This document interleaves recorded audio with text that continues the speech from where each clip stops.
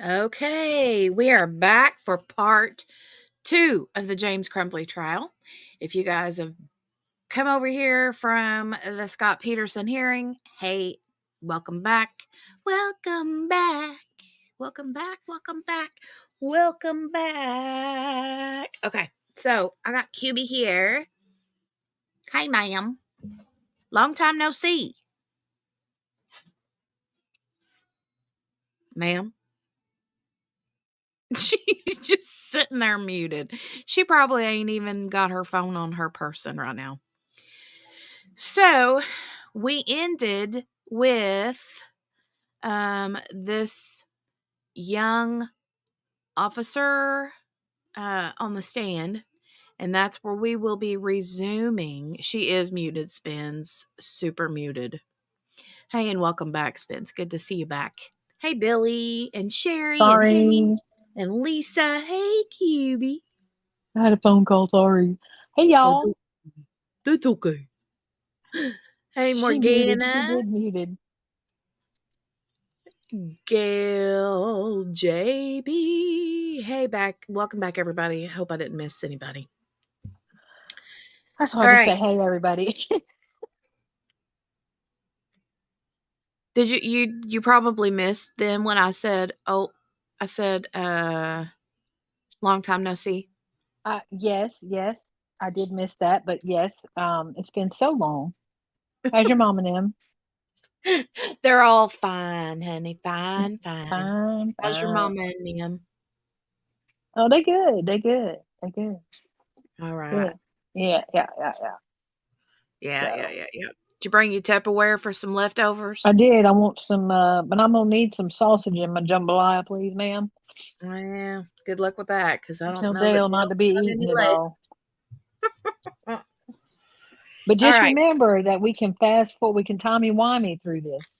Yeah, I know. We're going to be able to skip through the whole lunch. So this guy that is on here, I'm probably going to rewind it because we did. I saw her. Spin said, I missed y'all something fierce. Oh, I missed you, Spin. And so I missed part of him because and she fell. Girl. Y'all. We ain't starting this. What am I going to do with you? I don't talk to Spectrum. I don't know. Do what? I said talk to Spectrum. I don't know. Well, I mean, I don't know what to say to them. They stink. I hate it here. Oh, ma'am.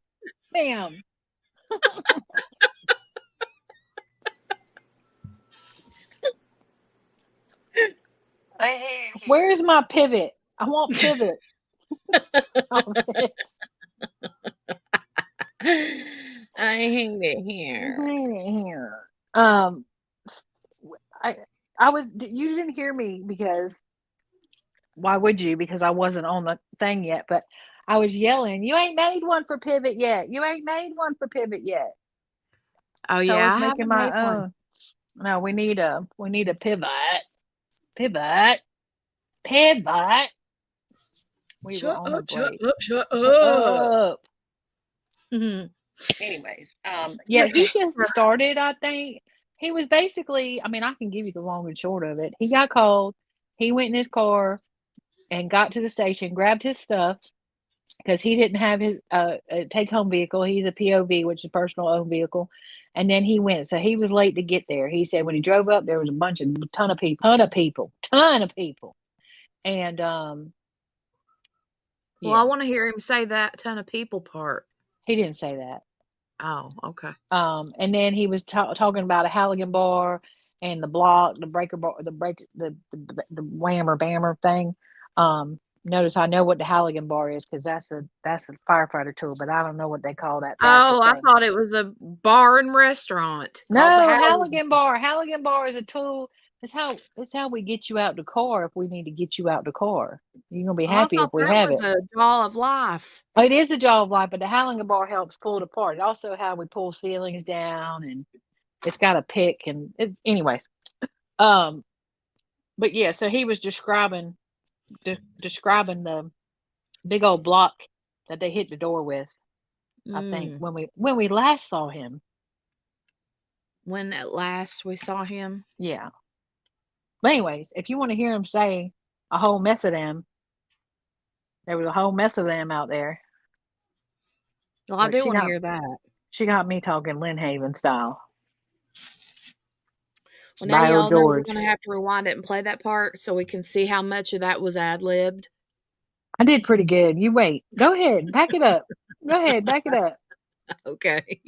I took I will. notes. We'll back it up. We'll start from where he hasn't been up here very long, No, so he only been up a minute. just a few minutes, so and then we'll start there, and then I'd say that they'll after he's finished, I'd say they'll go straight into lunch, and then we'll fast forward the whole hour, Woohoo! and, Whammy whammy. Wee. yeah, we'll do a little bit of a time warp, and, see you on the other side. I'm gonna mute myself, and, yeah, Me we'll be too. back here in just a second. I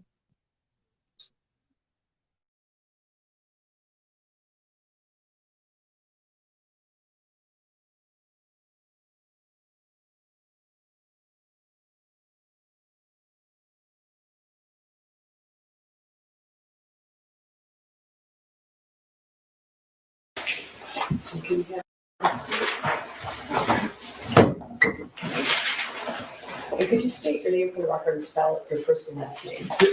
David Metzke, David, Metzke, Metzke. Go ahead, Chris. Thank you. Good morning, sir. How are you? Doing well, how are you? Fine, thanks. And tell us, please, how you're employed. Currently employed with Detroit Police Department. And how long have you been a police officer with Detroit? Close to 7.5 years. Okay. Tell us, please, what's your current assignment? Currently assigned to the Detroit Special Response Team. Tell the jury, please, what exactly is the Detroit Special Response Team? So that is the SWAT team for the Detroit Police Department. Okay. Tell us, what are some of the responsibilities associated with the team member of the Detroit Police Special Response Team? Okay, so our primary jobs are barricaded persons, hostage situations, dignitary protection, high-risk search warrant, and fugitive apprehension. Okay. How often would you say that you engage in these sort of duties? So I'm close to 60 barricade or hostage situations right now, and I would say a little over 200 warrants right now. Okay. Is this something that is a SWAT team member or special response team member you do on a daily or weekly basis? Every day. Okay. And how long have you been a member of the special response team? Going on 4 years. 4 years. Okay.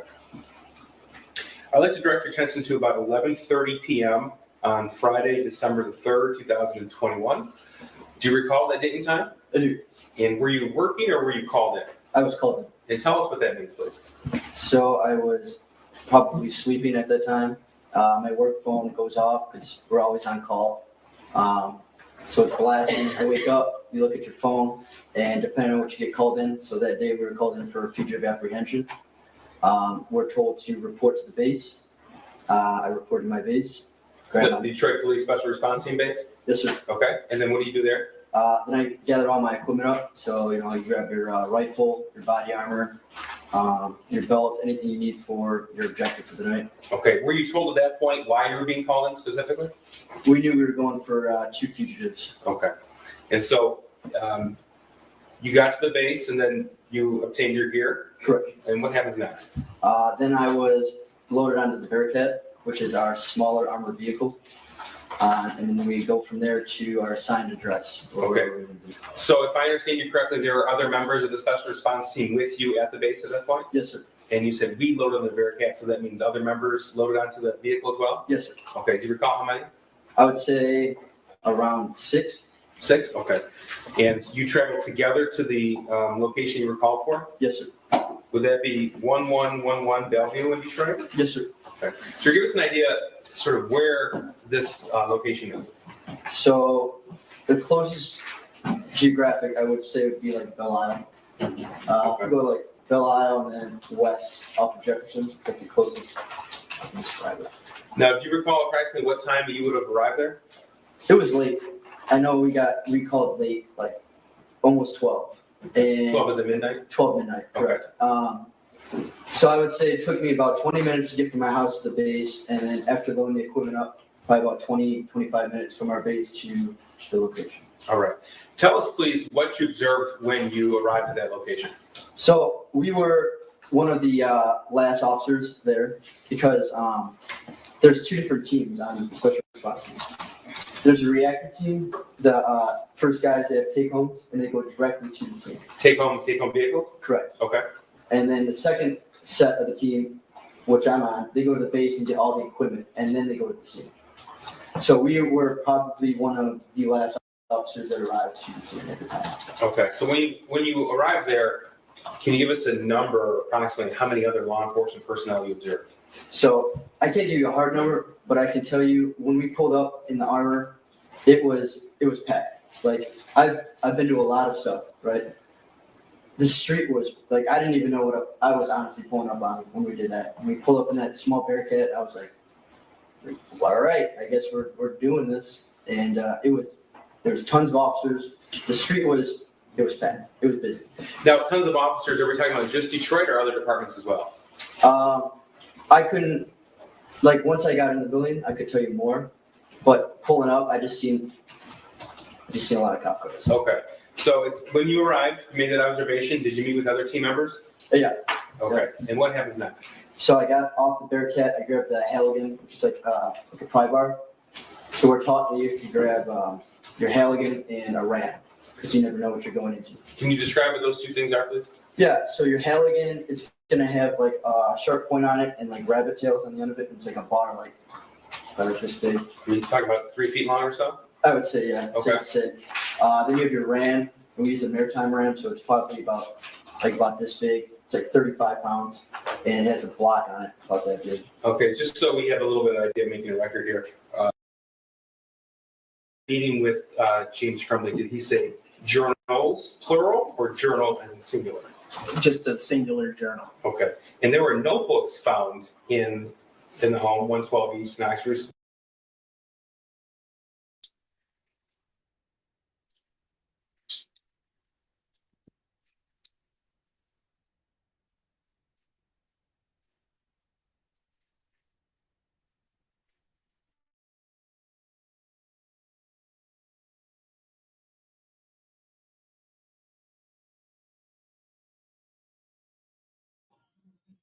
Okay, I don't know what's happened. The stream ended and now someone else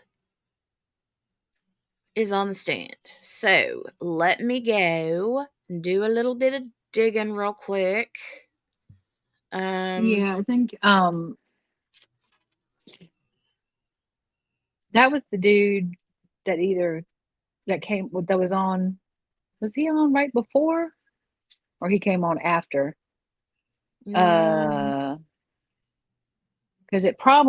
their feed probably ended. They're probably done for the day. Oh yeah, they are done for the day, but Yeah. it usually just keeps right on going and scrolling unless they have taken it down. No, and because they've it was edited live something and now out. it's not. Well, no, because it was live and now it's not, so it switches. I could be wrong, but I think once the broadcast ends, then it goes to just a YouTube video as opposed to them being live. So I think you should just have to go pull up the video and then scroll to where dude was. Yeah, let me try that. Hold on a minute. Also, was I wrong? The only thing I forgot was that he's probably asleep. I forgot that part. You did forget that part. Other than But that, I you did were pretty good. You were pretty right on the money. He was in his POV. They were in their take homes. I mean, y'all don't doubt me. I have a photographic memory, even when it comes to video. Mm-hmm. Mm-hmm. I wish that I could absorb. Hold on. Oh, LNC is still live, it says. It is still live. So what happened? What's wrong? Yeah, they Why probably they won't end. messing? Well, No, it's something 4 o'clock. happened. I don't know, but I found where we need to be. So let me. Yeah, they're still live right now, currently. Currently. I'm surprised because she's usually 4 o'clock. She's like, bye. See ya. Wouldn't want to be ya. They must be in the middle of a witness or something. Yeah, they must. Well, the guy that we saw on the stand, Oh, yeah, that's who's up still on there. there. Okay. He must be one of the main investigators or something because he's sitting at the table with them in this shot. Oh, yeah, I know that. Yeah, I know who that is. He's the dude. Yes. He's the dude that I was saying something about yesterday about picking up a box of Kleenexes to look important. Right. Well, you about to find out how important he is. He was just standing there, and I was like, "What is this dude doing?" And then finally, he moved and picked up a box of Kleenexes and rearranged it on the table or something. And then he was looking at his fingernails and messing with his hair, and not like that other dude was messing with his hair. Oh, that dude with the bouffant hair. He got his hair did, and he wasn't used to it yet. Oh man, lead detective. Okay. Googly moogly. Googly moogly. All right, let me make the screen big. Go back to the 12-year-old that's been on the floor. He said he's been on that force for 7 years. Well, he was a cop. He's been a cop for 7 years. I know. And then I'm like, there's no way. You look like you're 7. You don't look like you're 7, okay, right? But at least I said 12. Well, he looks like he could have just graduated from high school a year ago. I know. Okay. So here we go. Yeah, I'm gonna go back, and I don't know where this is at, so I might have to rewind or forward a little bit. It just depends on where we are. So.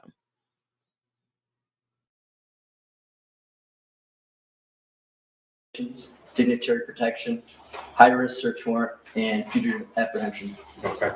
How often would you say that you engage in these sort of duties? So I'm close to 60 barricade or hostage situations right now, and I would say a little over 200 warrants right now. Okay. Is this something that is a SWAT team member or special response team member you do on a daily or weekly basis? Every day. Okay. And how long have you been a member of the special response team? Going on 4 years. 4 years, okay. I'd like to direct your attention to about 11:30 p.m. on Friday, December the 3rd, 2021. Do you recall that date and time? I do. And were you working or were you called in? I was called in. And tell us what that means, please. So I was probably sleeping at that time. My work phone goes off because we're always on call. So it's blasting. I wake up, you look at your phone, and depending on what you get called in, so that day we were called in for fugitive apprehension.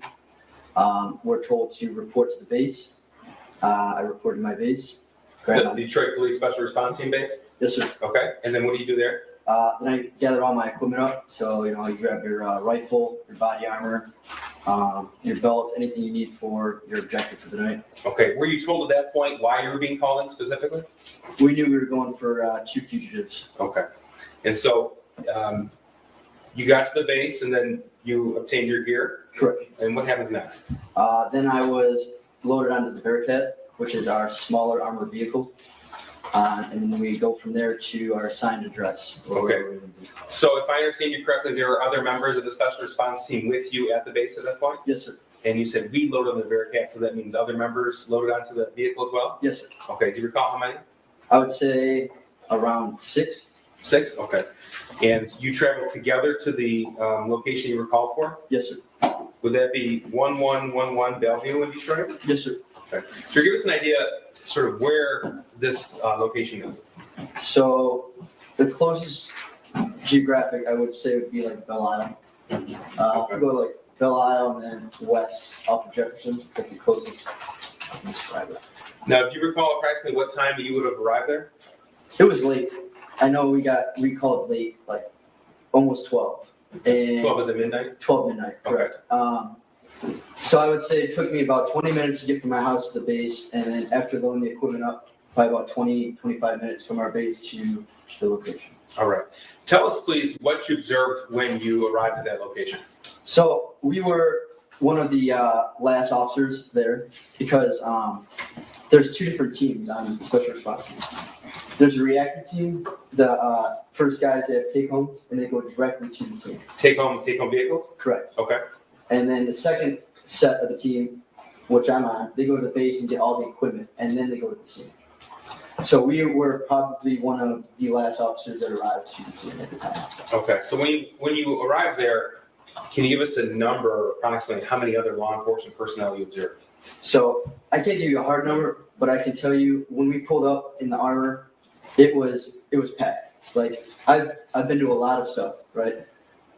The street was like I didn't even know what I was honestly pulling up on when we did that. When we pulled up in that small Bearcat, I was like, all right, I guess we're doing this. And there was tons of officers. The street was packed. It was busy. Now, tons of officers. Are we talking about just Detroit or other departments as well? I couldn't, like once I got in the building, I could tell you more. But pulling up, I just seen a lot of cop cars. Okay. So it's when you arrived, you made that observation. Did you meet with other team members? Yeah. Okay. And what happens next?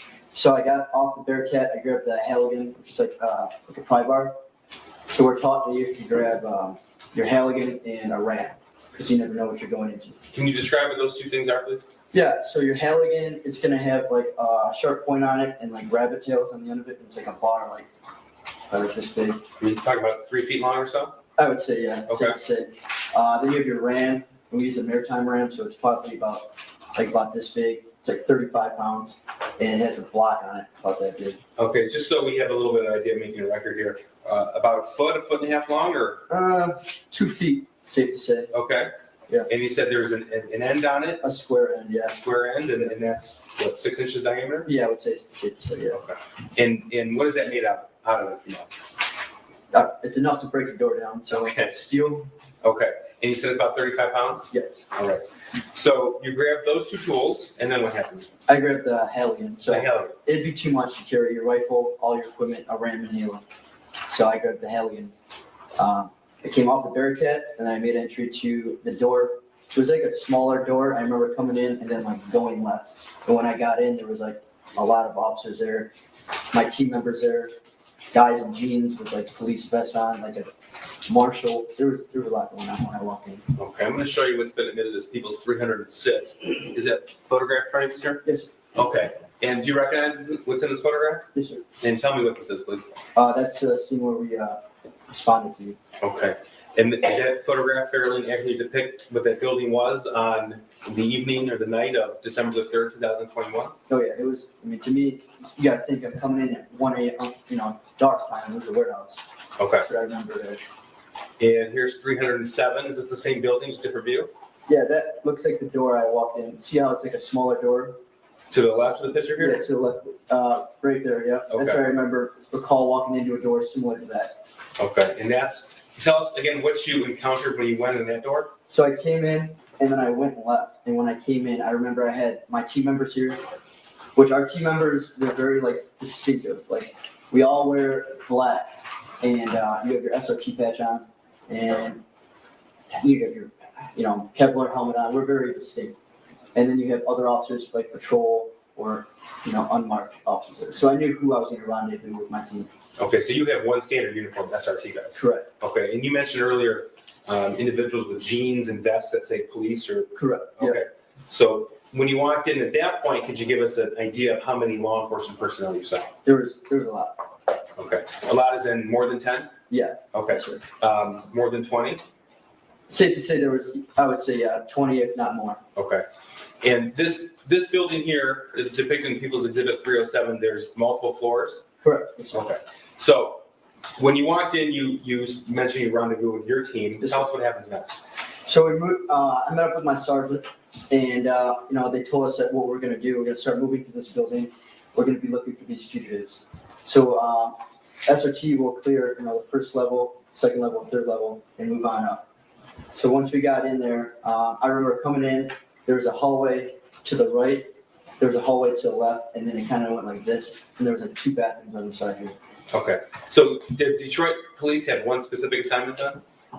Detroit police. SRT, yes. Yes, at that time, correct. Okay, so tell us what happened going through this initial assignment. So we were looking for 2 fugitives. We started on the first level, and we started breaking down doors. Okay, let me pause you right there. Breaching or breaking down doors. Tell us, please, what that entails. So you're using that ram that I kind of explained, right? It's usually one of the bigger guys on the team. It's a specific form. So where you swing back and you're using a ram specifically to bypass the lock on a door. So you're pushing it in with the force. Okay, did you use this tool on one door or multiple doors on the first floor? I recall us using it on multiple. I would say not more than 3, but I would say at least 2 to 3. Okay, and that's on the first floor. What about on the second or third floors? So I remember before we even got there, we had K9 down there too, which was with us. K9 is in police dogs? Correct. Okay, From there, somebody notified our team that 2 fugitives may be possibly on the second floor and they never came down. So we went upstairs. When we got upstairs, there was another SWAT team. It wasn't, I'm not sure what SWAT team it was. It could have been a federal SWAT team. it wasn't Detroit though? No, it was not. Okay, So we got up there. They told us that there was locked doors, but they cleared the open doors at that time. So sooner or later, our team got a hold of a ring, like full of keys. And I'm talking like it was a ring, like 100 keys. And there you go. Well, these are the keys to this building. Use it, so we stopped breaking down our doors. So we started unlocking doors in the second story and clearing it out.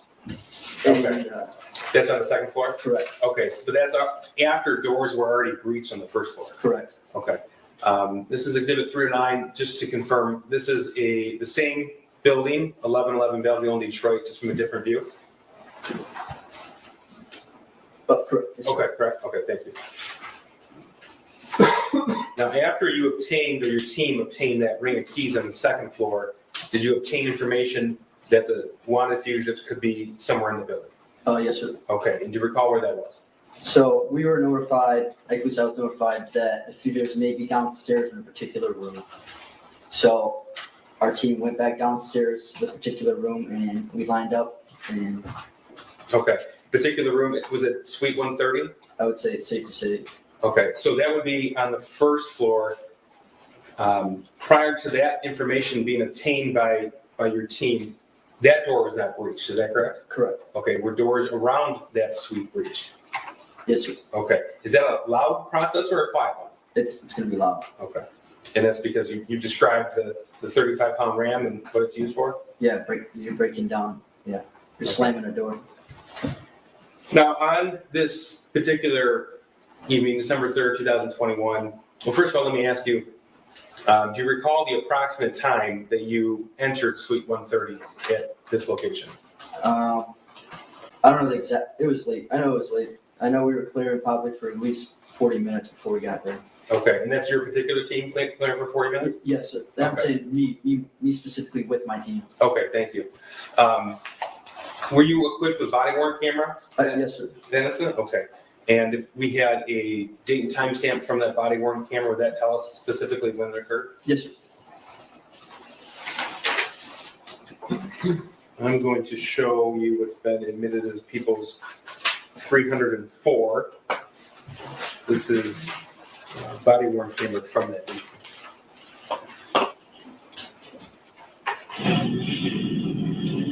Just to confirm here, we have a date of December 4th, 2021, 1:34 a.m. And your name is on the bottom of this? Yes, sir. Okay. Do you recognize this as being your body worn camera footage? Yes, sir.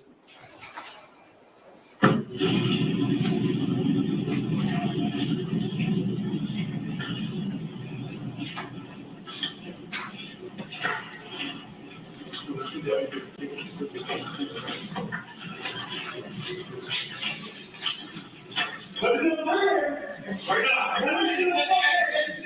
What's in there? What's over there? Get in, hey, keep up there to the right. Go ahead, turn around. Put your stuff. What are you fucking trying to do? You sit down. Sit down. Wait. Ma'am, don't move. I got her hand. Do not move. So you're told to, okay? Do you have any weapons? Wait. Is he cuffed over there? Good. All right. Just go ahead. On the bed and up there.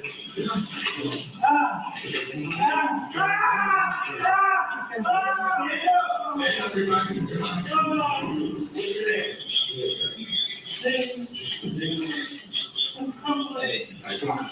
I'm 14.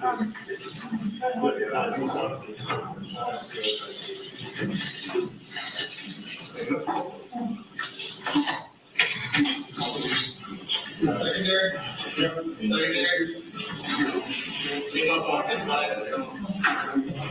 All good.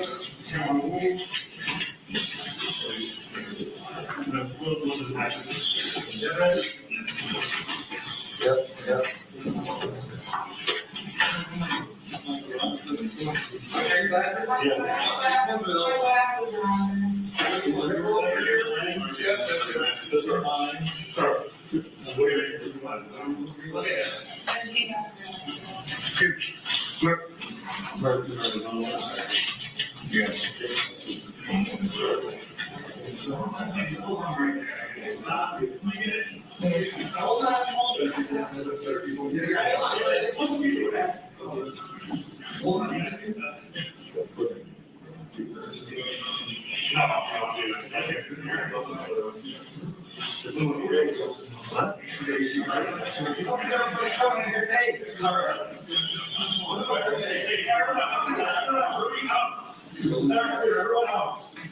This is still a surround.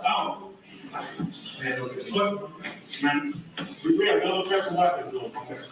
We're not this is still like we got them.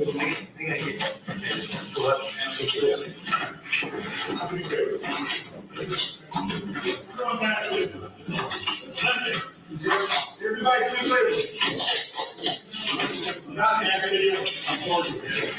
Sir, I'm going to stop right there. What was the purpose in looking in that specific area? So SRT will clear out, make sure there's no weapons, or if there is weapons, we'd like it to be known before like detectives or patrol would come in. So SRT's responsibility would be, in this situation, would be to find and make secure the fugitives, but not to search the location? Correct. Okay.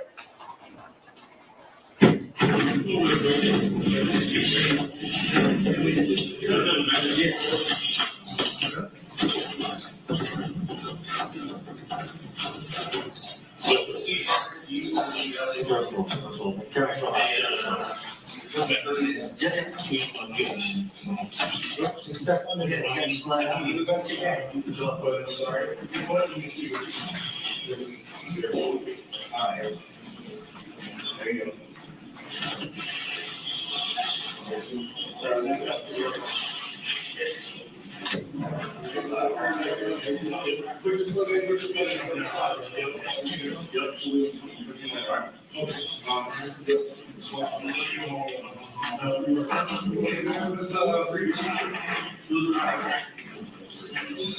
I can't do it. I do so.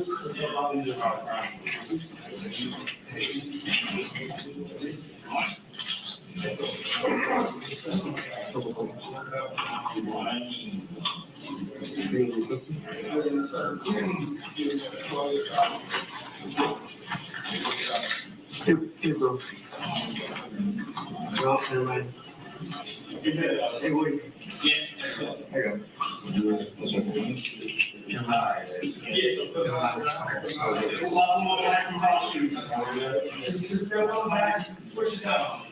Put your hands together like a brand.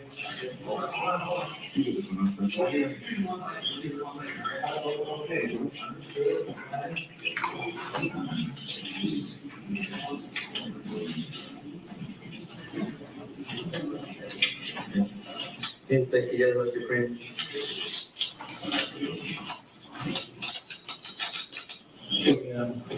Double eye nose.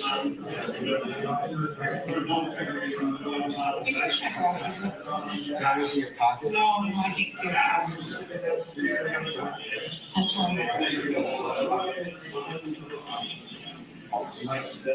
You sure you're?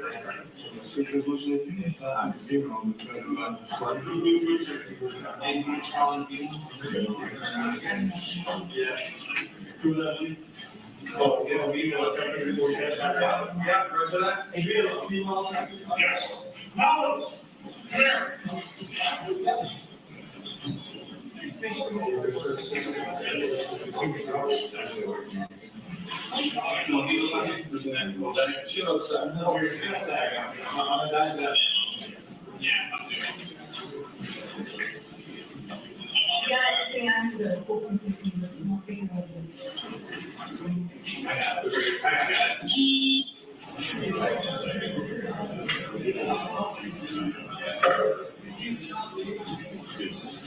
The search of the male fugitives person, that's for weapons. Where have you found? Not that I can recall now.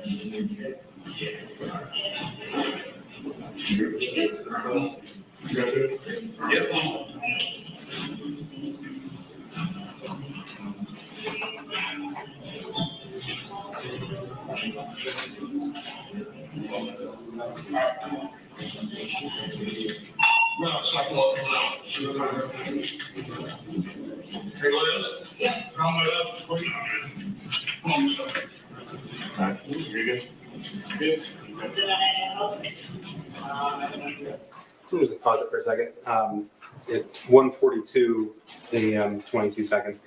This is the hallway right outside of the suite where they were found in that location? Yes, sir. Okay, does this give an idea of the number of law enforcement personnel outside of that suite at that time? Yes, sir.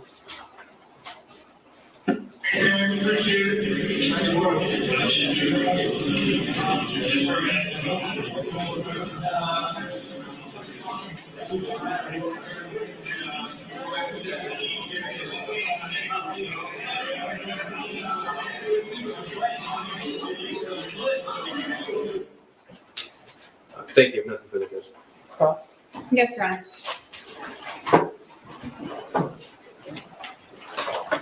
Good afternoon. Yeah. Your role with Detroit Special Response Team, one of the things that you do is fugitive apprehension. Yes, ma'am. Fugitive apprehension is typically when there's a person who is not coming in to address allegations or charges against them, correct? I would say that's Okay. correct.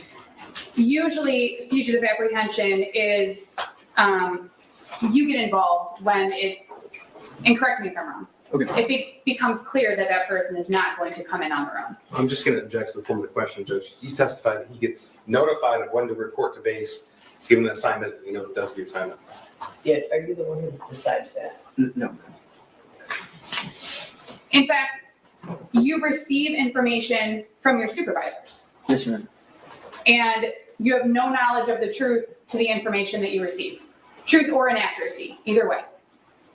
And I believe my supervisor's not to lie to me, so I'm listening in order. So you get a phone call and you go to the station. Yes, ma'am.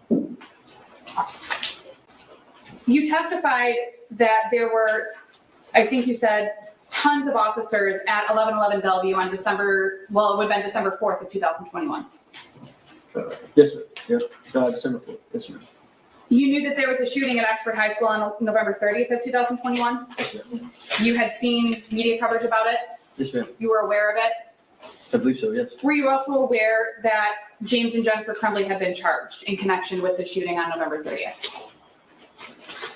I can't say I remember or not. Okay. You don't specifically recall seeing that they were charged? Is that a no? No. Thank you, Your Honor. Exhibit 306 was a photo of the exterior of 1111 Bellevue. Your testimony was that you remembered it as a warehouse. Yes, ma'am. You learned that it was actually a building that had multiple businesses in it, correct? Yes, ma'am. You knew who you were looking for in 1111 Bellevue that night? Yes, ma'am. You had been given photographs, I believe so. descriptions. I believe so. You knew that they were the parents of the Oxford High School shooter, Yes, ma'am. and you received that information from your supervisors or from the other officers when you arrived on scene? Yeah, I would say it's safe to say our supervisors. Because the reason I asked that is because you testified that when you pulled up onto Bellevue, you didn't know what you were there for. So I wanted to clarify that before you entered 1111 Bellevue, you were given information about why you were entering I knew I was going for fugitive apprehension. and who it was. No, at the time I made entry, we found out pretty much who it was, I would say. Okay. Yeah. Entry into the building? Yes, ma'am. Okay. You testified that you received information while you were inside of Bellevue that the individuals may be on the second floor and may not have come down. Do you remember that testimony? Yes, ma'am. That was not true, correct? Yes, yes, You learned that that was not true. yes. The video from your body-worn camera, which starts at 1:34 a.m. and 20 seconds on the timestamp, or it looks like 18 seconds on the timestamp, it's quiet when your video starts, correct? Correct. You can hear Yes, like a little bit of your movement with your equipment and stuff, but otherwise, you don't hear yelling, you don't hear any other sounds, correct? Yes, ma'am. You would agree with that? Yes, ma'am.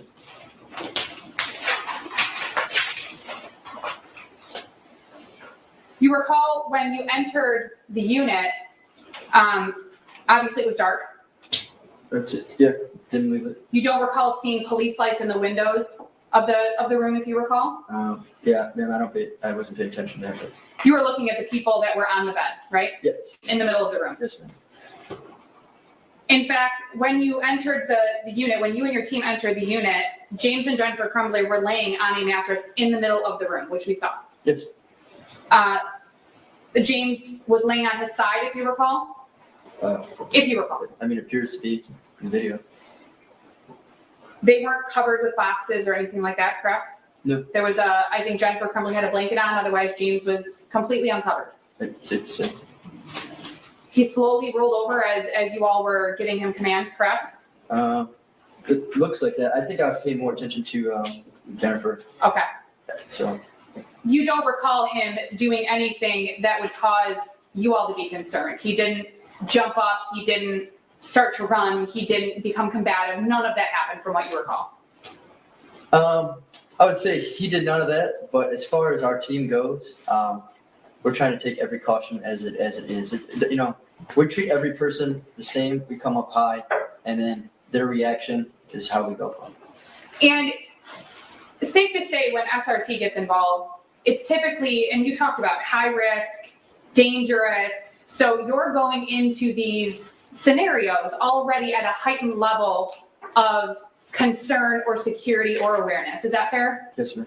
You don't walk into the situation without all of your uniform on and your equipment and everything else thinking, oh, this is no big deal. No, we don't do that. Because when your unit gets involved, typically it gets involved in situations that are serious. Correct.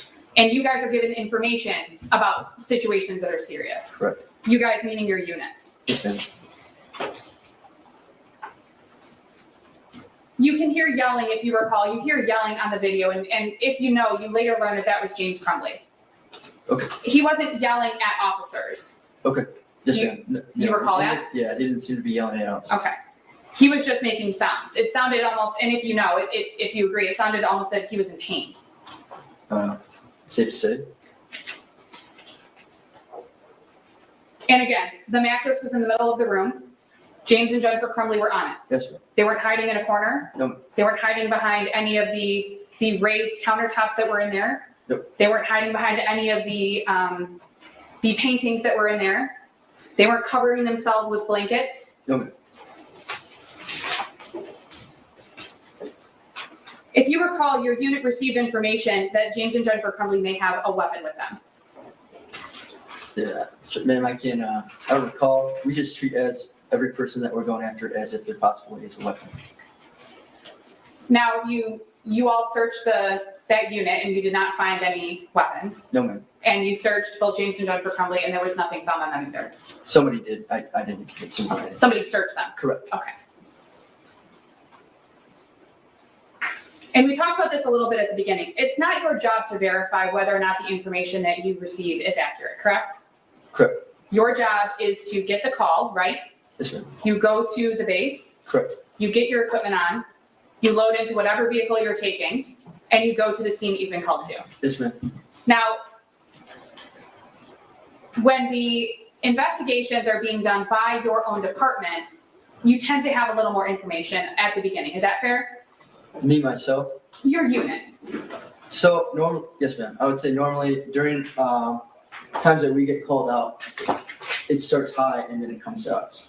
If that makes sense. High in the rankings. Yes. So it would go to your supervisor or their supervisor and it gets filtered down to you. Yes, ma'am. And if you recall, at around 6 minutes and 40 seconds on the video, I don't remember what the timestamp was, you can hear James Crumbley say we were leaving at 7 in the morning. Do you remember hearing that in the video? I'm going to check with that, Judge. There's been any testimony of that, nor has there been any indication that that happened. It's on the video, Your Honor. But then I think the video should speak for itself for the jury to make those Yeah, determinations. ladies and gentlemen, you can rely on what you see in the evidence and on the video, all right? Do you recall hearing that on the video? Ma'am, we can run it back. But, Okay. No. I can put it there.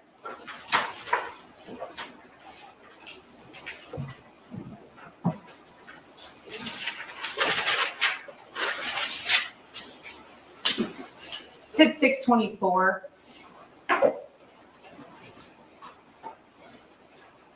This is 3 or 5, correct? Yes, Your Honor. I don't know if that audio is working.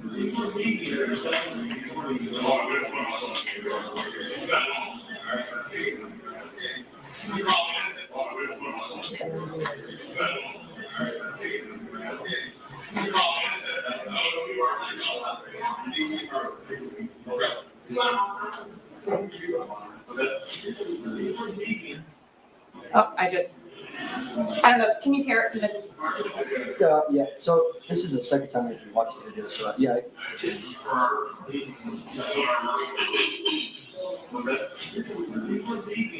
Again, this witness can't interpret what he thinks somebody else may have heard. His camera obviously is 3 people away from where James Crumbley's in the video. The video would speak for itself. It does, she has to convert it. And he asked me to play the video back, Your Honor. No, he said, if you want to play it back, go ahead. I mean, Well, she in did. response to a question of, did you hear that? Okay, so did you hear it? Just, Thank you. I have no further questions. Redirect. Sir, did you learn that they had active arrest warrants at the time you arrived on scene? I don't recall. I In would order say, for the fugitive arrest to occur, you need active arrest warrants. yes, sir. Okay. And why would you be quiet right before you entered suite 130?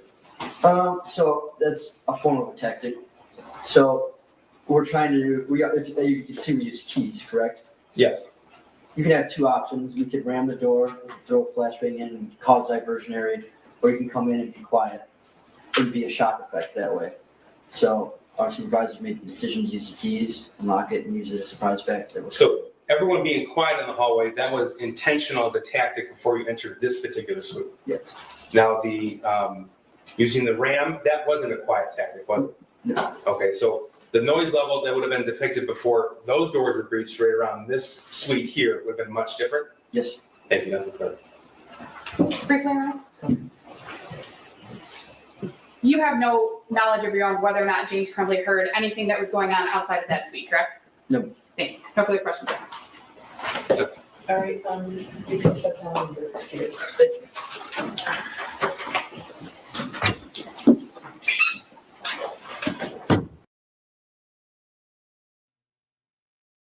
Okay, I have a couple comments.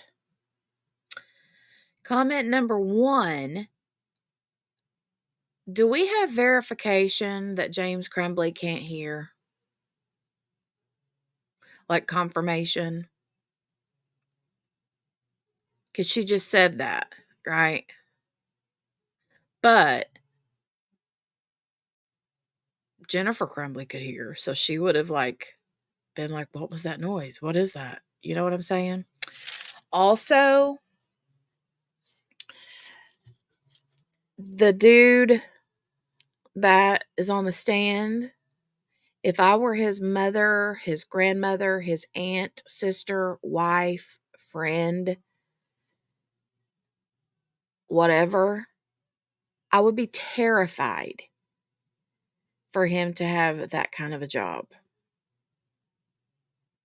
Because he looks too young to be doing that sort of job. Just my opinion. Anyway, that's just the mama coming out in me. You know what I'm saying? Nah, let's not do that for a living. I mean, it's one thing to be a cop, but then it's a whole nother ball game to be part of that task force or whatever that's called, you know? Anyway, we'll continue on. QB is here, but she's not here. She's here, but she's not here. So she's on a break. We were on a break. All right, can I get you to return at 1:30 after lunch? Don't discuss the case with anyone, don't research anything, don't look at any media, don't go on Facebook. You know the drill, right? Okay, we'll see you back at 1:30, okay? All rise for the jury.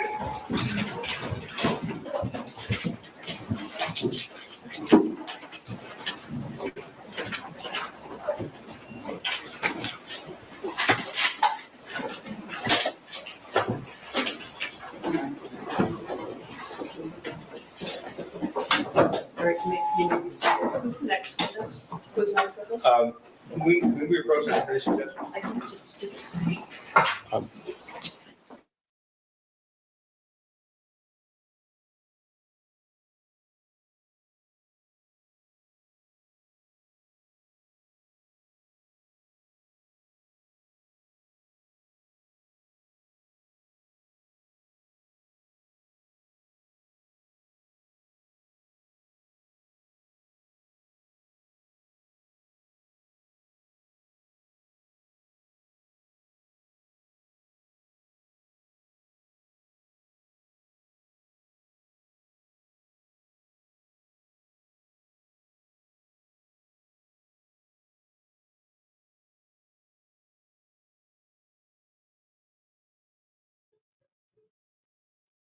Yeah, I haven't like sped past this part because I'm waiting to see if something's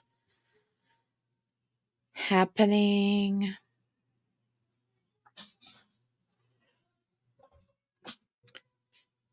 It don't look like anything's happening other than a sidebar. He's taking his tie off or getting ready to take his tie off. She asked that question though about his, specifically about him hearing that sound, the like banging and. All right. Thanks, Judge. Could everyone remain seated while the defendant is court? Thanks.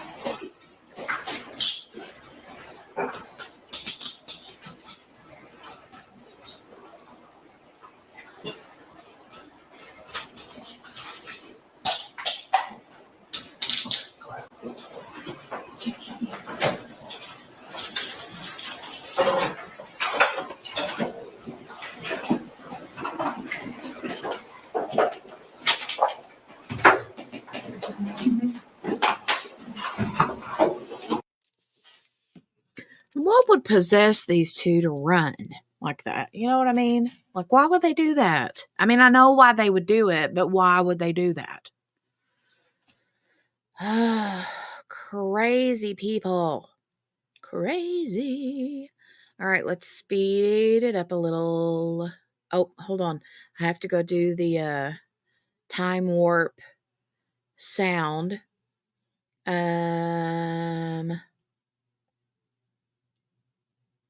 Okay, you guys. You ready for the time warp sound? Let's speed it up a little. Here we go. Fine, you're doing splendidly. Speed it up a little. All right, let's speed it up a little, shall we? Let's go for a time warp. That was a quick time warp, huh?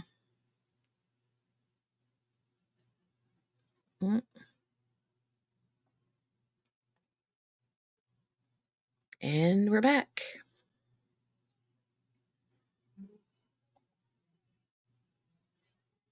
That was quick. Anybody get seasick? I hope not. I hope not. I hope not. It has been a long day. Are you guys exhausted? Are you as tired as I am? This has been a long day. We've been going for more than 8 hours total.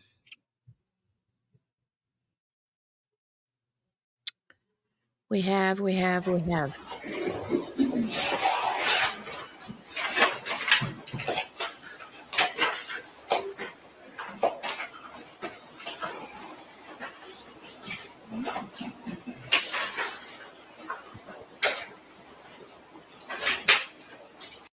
Are you tired too, Henny? I know, right? It's been tiring. Oh, QB's back. QB, do you have words before we restart, ma'am? Hey, y'all. I'm tired too. I need a nap. Right? Is it too early to take a nap, to go to bed? Nap? What? Wait. Is it too late to I take heard a bed, nap? nap, early, late. Do you know what you're doing? I do not. I don't even understand the words coming out of my mouth. So we're after lunch now? Yep, we're after lunch. Did we get done with the 12-year-old? He's getting his tie fixed. Ma'am, do you... Okay, so you missed the one question. The defense asked him a question about whether or not that he thinks that it could have been possible that he didn't hear. Oh, James Crumbley? Yeah, the loud Yeah, banging and right. carrying on. Mm-hmm. And one of my questions was, whenever we went on a break, right? Uh-huh. Our lunch break that lasted all of 3 seconds. Right. So I asked, do we have confirmation that he has hearing loss, or are they using that as like a No, we do have confirmation, but to what extent? OMG?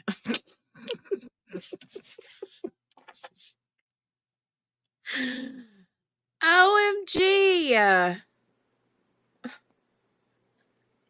I hate it here.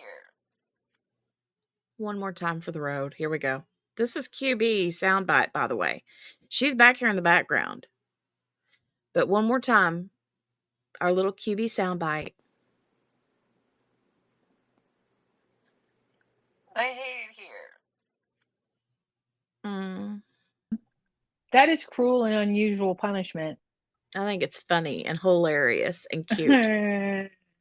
It started doing it again. It was playing over and over and over and over. I had to go out and come back. Mm. So anyway, We have confirmation that she's gone. Oh my gosh. That was cute. Spin says you're fired. No. Morgana's the confirmation that she Don't gone. fire me. So yeah, so we have confirmation that he does indeed have some kind of hearing loss. To what extent, I don't know. I don't think it's complete hearing loss, nor do I think they've ever said it's completely hearing loss.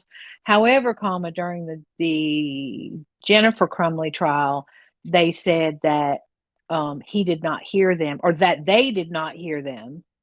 Now, mind you, I don't know if it come out yet or not. I ain't trying to spoil it, but spoiler alert.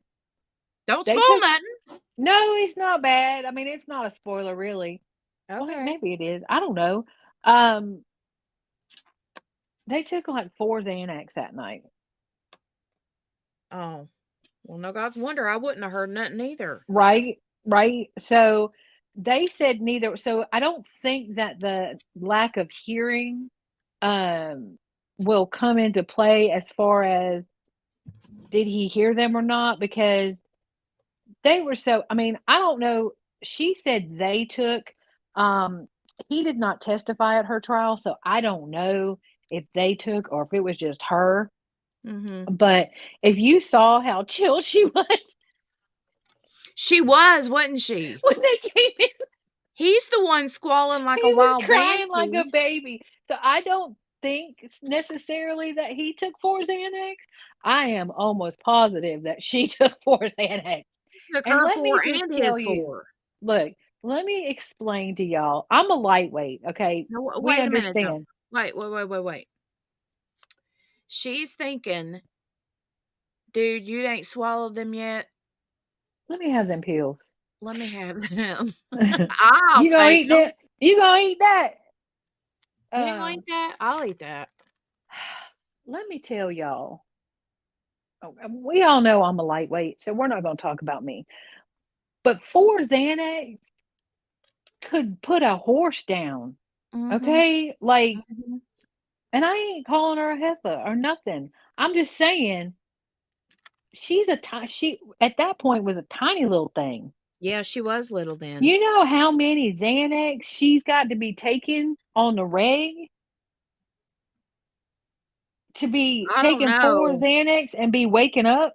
Well, Like, I'll let me just say look. Let me this. I'll look. just say this right now. Real fast, quick, and in a hurry. If I was in her situation, I'd be taking me some Xanax too. Facts. I ain't mad even at her. kidding. I mean, I ain't mad at her, but 4, you wouldn't be waking up. I mean, okay. Let's just say hypothetically that she's on a regular dose. Okay. I don't know what a regular dose is. Well, but that's what I'm trying to remember. I'm looking it up right now. You're not to exceed 10 milligrams per day. all I know allegedly is that the peach ones are the lightweight ones, right? Girl, I don't know what color they are. I've only had them twice. Once Well, I for mean, the I only ever had MRI, them and I once. can't I even only remember.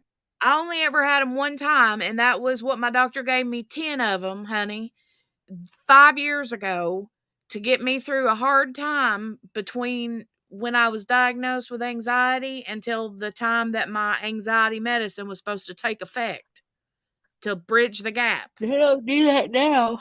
They I give still got you, 4 of them left, and they've been expired for probably 3 or 4 years. I'm aren't hanging they on to them though? for hard times. Look, so they gave me 2 for my MRIs because I was supposed to have 2 MRIs on 2 different days. They gave me 2 pills. The second time they gave me 1 pill, that was for my injection, which I didn't take, which we have all determined I should That have was a taken.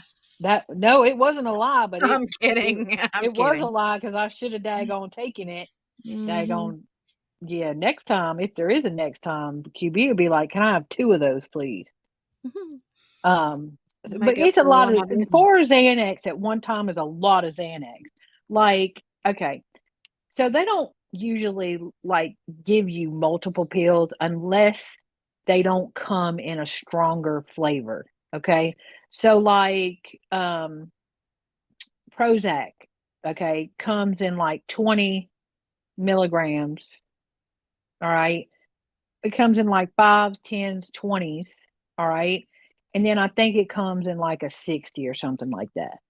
Okay, so in between there, you take the 20s and you'll take multiple pills. Same with like gabapentin. Okay, that's a nerve medicine. They give you 1 milligram tabs until you get up to 3, and then they give you a 3 milligram tab. They don't usually have you taking multiples. My point in saying that is that whatever her dosage was, she probably had a pill, okay, that she was supposed to take at one time that was a dose. And she took 4 of them at once. 4 of them. But she was. That's what y'all were wondering, weren't you? See? Wait for QB to get back. She'll tell you. She had 4 Xanax. And he was crying like a baby. But they both said they didn't hear them. So he maybe didn't hear them. And she was just trying to she was slick just out. out. You're I right, don't know though. how he couldn't hear them. If he can wear those headphones and hear the court hearing, okay, there is no way on this green earth that they entered a 100-year-old warehouse with battering rams and 100 of them, and he didn't. Come on now. Or at least, like, felt the earth move? Right? I mean, I ain't buying it. Yeah. I ain't buying it. But whatever. Anyway, sorry, y'all. I didn't mean to sidetrack. Sidebar City. Sidebar City. Sidebar City. But yeah, 4. She took 4, y'all. 4.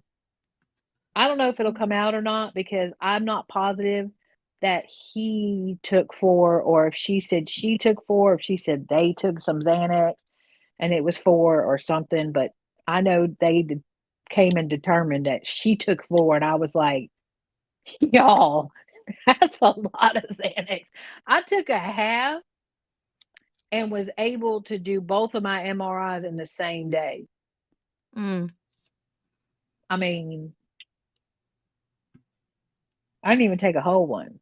I'm a lightweight, so. I'm a lightweight too. But still. That kind of stuff, so. I took a half. And I mean, I'm a good sized girl, you know. She was tiny then. Yeah, she was. She was itty bitty. Wonder what she's eating in jail. It's got her. Oh no, you know her daddy didn't. Oh, y'all didn't watch the daggone trial. There's jailhouse phone conversations between her and her daddy. They probably won't come out in this trial. She wanted him to look up. They were mad because she was more worried about how many carbs were in the food they were feeding her at jail than what was going on. She's Oh like, my Lord. have mama look up how many carbs is in a ham and cheese sandwich. I think they trying to make me fat. How many's in a peanut butter sandwich? And her daddy was just reading off, oh yeah, that one's got this many and that one's got... Are you serious? I'm dead serious. I'll have to find it. I'll find it. But yes. Spin says lightweights unite. Yes. Not only am I a lightweight, I react badly to everything. So I usually multiply stuff. So like that night, okay, chat doesn't know. Well, maybe they do know. But anyways, that. Oh my Lord. That.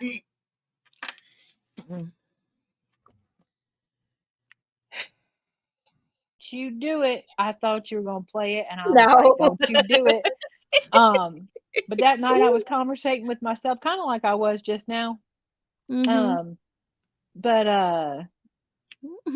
Yeah. So that was because I had a reaction to the steroids, which was different from the reaction that I had to the other steroids. Weirdo. I mean, why would I react the same? I Anyway, have no idea. go back to try. We're gonna be here till midnight. I know, right? It's going to be late. Anyway, ready to go back and do this thing? I'm gonna be quiet. I'm gonna mute myself. I'm muting myself. Well, don't be too mute, or though you fall out of here again. Look. All right, I'm muting. We have confirmation that she gone. That cracked me up, Morgana. I died.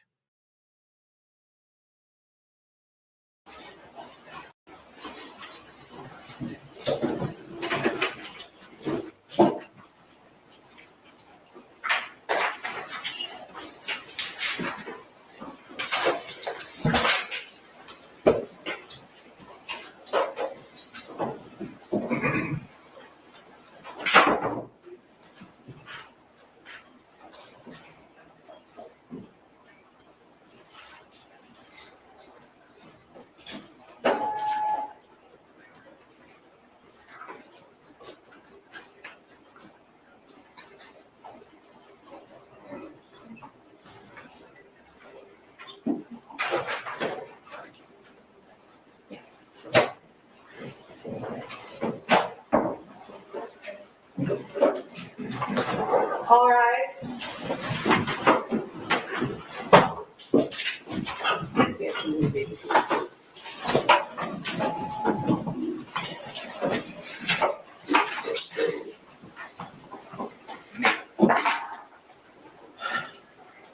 Your Honor, calling People versus James Crumbley, case number 222799989 FH. Thank you, Marquise, on behalf of the people.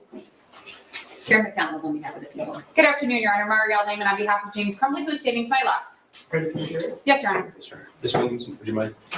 Who's the next witness? William Creer.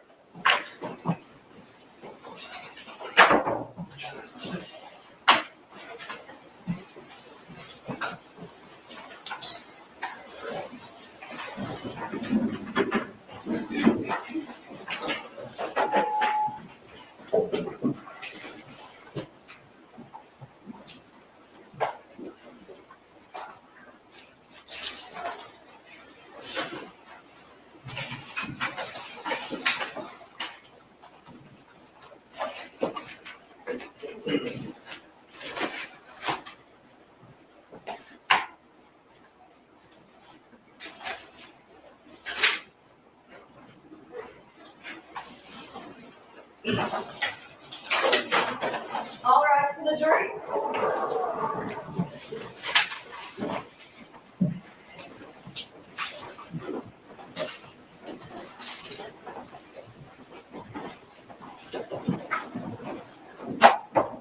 You may be seated. Who's the next witness? William Creer.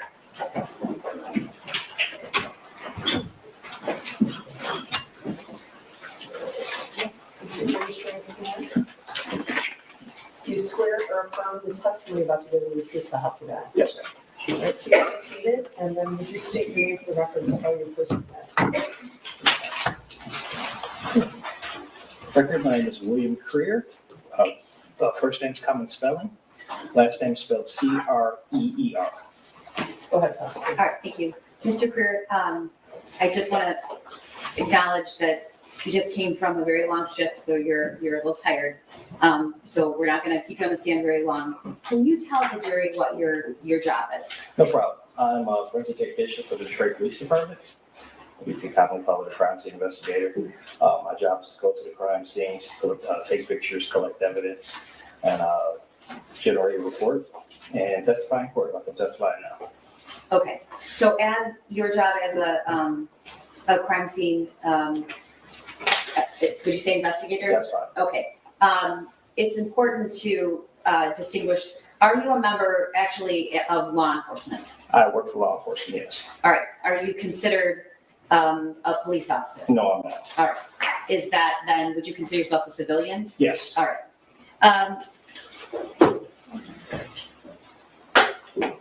How long have you worked as a crime scene investigator? 20 years. And all of those years have you worked for the Detroit Police Department? Yes, ma'am. I want to draw your attention to December 4th of 2021. Were you working that day? Yes, I was. And are you on shifts or are you on call? How does that work? We're on shifts. My shift I currently work on is from 12 a.m. to 8, 12 a.m. to 8 a.m. And are you at home during this time or call when necessary, or are you actually in an office? I'm in the office. Okay. On December 4th, were you dispatched that day, if you know, to an address of 1111 Bellevue in Detroit? Yes, I was. Okay, do you know about what time you received that dispatch? I believe around 2 o'clock. In the morning? Yes. Okay. Were you aware if there was a search warrant that was being executed? The request we got over radio was there was a search warrant executed at that location. All right. And what were your initial thoughts when you were dispatched to the location about what your purpose there was? All we knew at the time was a search warrant at the location. We really didn't know anything else about it previously until we pulled up. All right. And when you pulled up, what was your observation? Objection, honor, relevance. When you pulled up to the scene, overall. Thank you. A lot of news cameras around, so we were like, okay, this is interesting. In addition to the news cameras, though, what was the scene like in terms of, was law enforcement already on scene? Did you know what had happened in that scene? At that time, we didn't still exactly have any of the real details. All we knew at the time was it was a search warrant. And we were there to collect evidence regarding the search warrant. When we pulled up, there was, of course, like we mentioned before, news cameras all around and heavy police presence. All right, and then what happened? Then when we reached the scene, we talked to the officer in charge, and then that's when we were notified what this case was actually involved with. And what were you told? That the case was involving Crumbley. Can you just raise your voice just a little bit, please? Oh, I'm sorry. That's I okay. was trying to I knew you could speak louder. No problem. Mhm. Case was involving the shooting incident, and this is the location that search warrant was being authorized, and 2 people were arrested. Is that all you were told? Yes. Okay. And were you directed to a certain part of the building? Suite 130 of the location you mentioned. Were you by yourself or with someone else? I had a partner. And who's that? The partner, Stephanie Sparks. Do you normally process the scene by yourself or with another partner? Midnight, you process scenes with partners. Okay. And once you arrived at the suite, were you and your partner the only one there? Were you the only ones there, or who else was there? The scene was secured by the police, by the Detroit police. What does that mean, secure? Means that that is secured, so that way there's no outside interference coming inside the building, no one tampering with evidence, and everything is there as it was when the search warrant was executed. And is that a typical thing and that you encounter in your job? That do you arrive to scenes once it's cleared and secured, or are you sometimes there at the same time? A lot's going on. Oh no, we're there after the scene is secured. Okay. So what is your job when you arrive on the scene that day? When I arrive at the scene, we talk to the officer in charge of the scene. We then walk through the scene. He points out items of interest. Remember, keep your voice up. I'm sorry. That's okay. He points out items of interest that he might want collected. My partner and I would then walk through the scene. We'll also pay attention to see what's around. We then would suggest additional items, if any, to collect. And, allow us to look around a little bit more. And then after that, we take pictures, collect evidence, and package the evidence, turn it in. All right, Mr. Kerr, is there a difference between collecting evidence and searching? Yes, And are you assigned to do both? it depends on the situation. Yeah, in this situation, we collected the evidence. The search warrant was already executed, and we looked around additionally. All right, and what makes you start searching other places? The fact that, we were looked around and we said, yeah, the OIC, I can't remember the name at the time, gave us permission to look around a little bit more. Okay. I'm going to show you what's been marked as People's Exhibits 306, 307, 309 through 320, 322 to 358. I believe these have all been admitted. Mr. Pierre, what is that? That's the scene location. All right. And, Again, it's the north side of the scene location. okay. Again, we're at the north side of the scene location. All right. Can you see the windows on the suite that you searched? I believe the windows on the scene that we searched, because of the actual suite 130 is located on the northeast side of the building. So I would say the two windows closest to the left side of the screen. Okay. And then, do you know what this is? Yes, that was the vehicle we were directed to at the crime scene. Oh, Yes. you also searched the vehicle? No, we didn't search the vehicle. Okay. We took pictures of the vehicle. Okay, got it. What did you learn about the car? Anything? Did you take pictures of anything around the car, in the car? We took pictures around the car, and then also around the car there were cigarette butts we collected. You collected the cigarette butts? Yes, ma'am. And what is this a picture of? Those are pictures of the cigarette butts. All right, do you remember how many were there? Not off the top of my head. Okay. Did you bring a report with you today? I did. Would that refresh your recollection? It would. All right, you have a look at it and just let me know when you are ready to answer that question.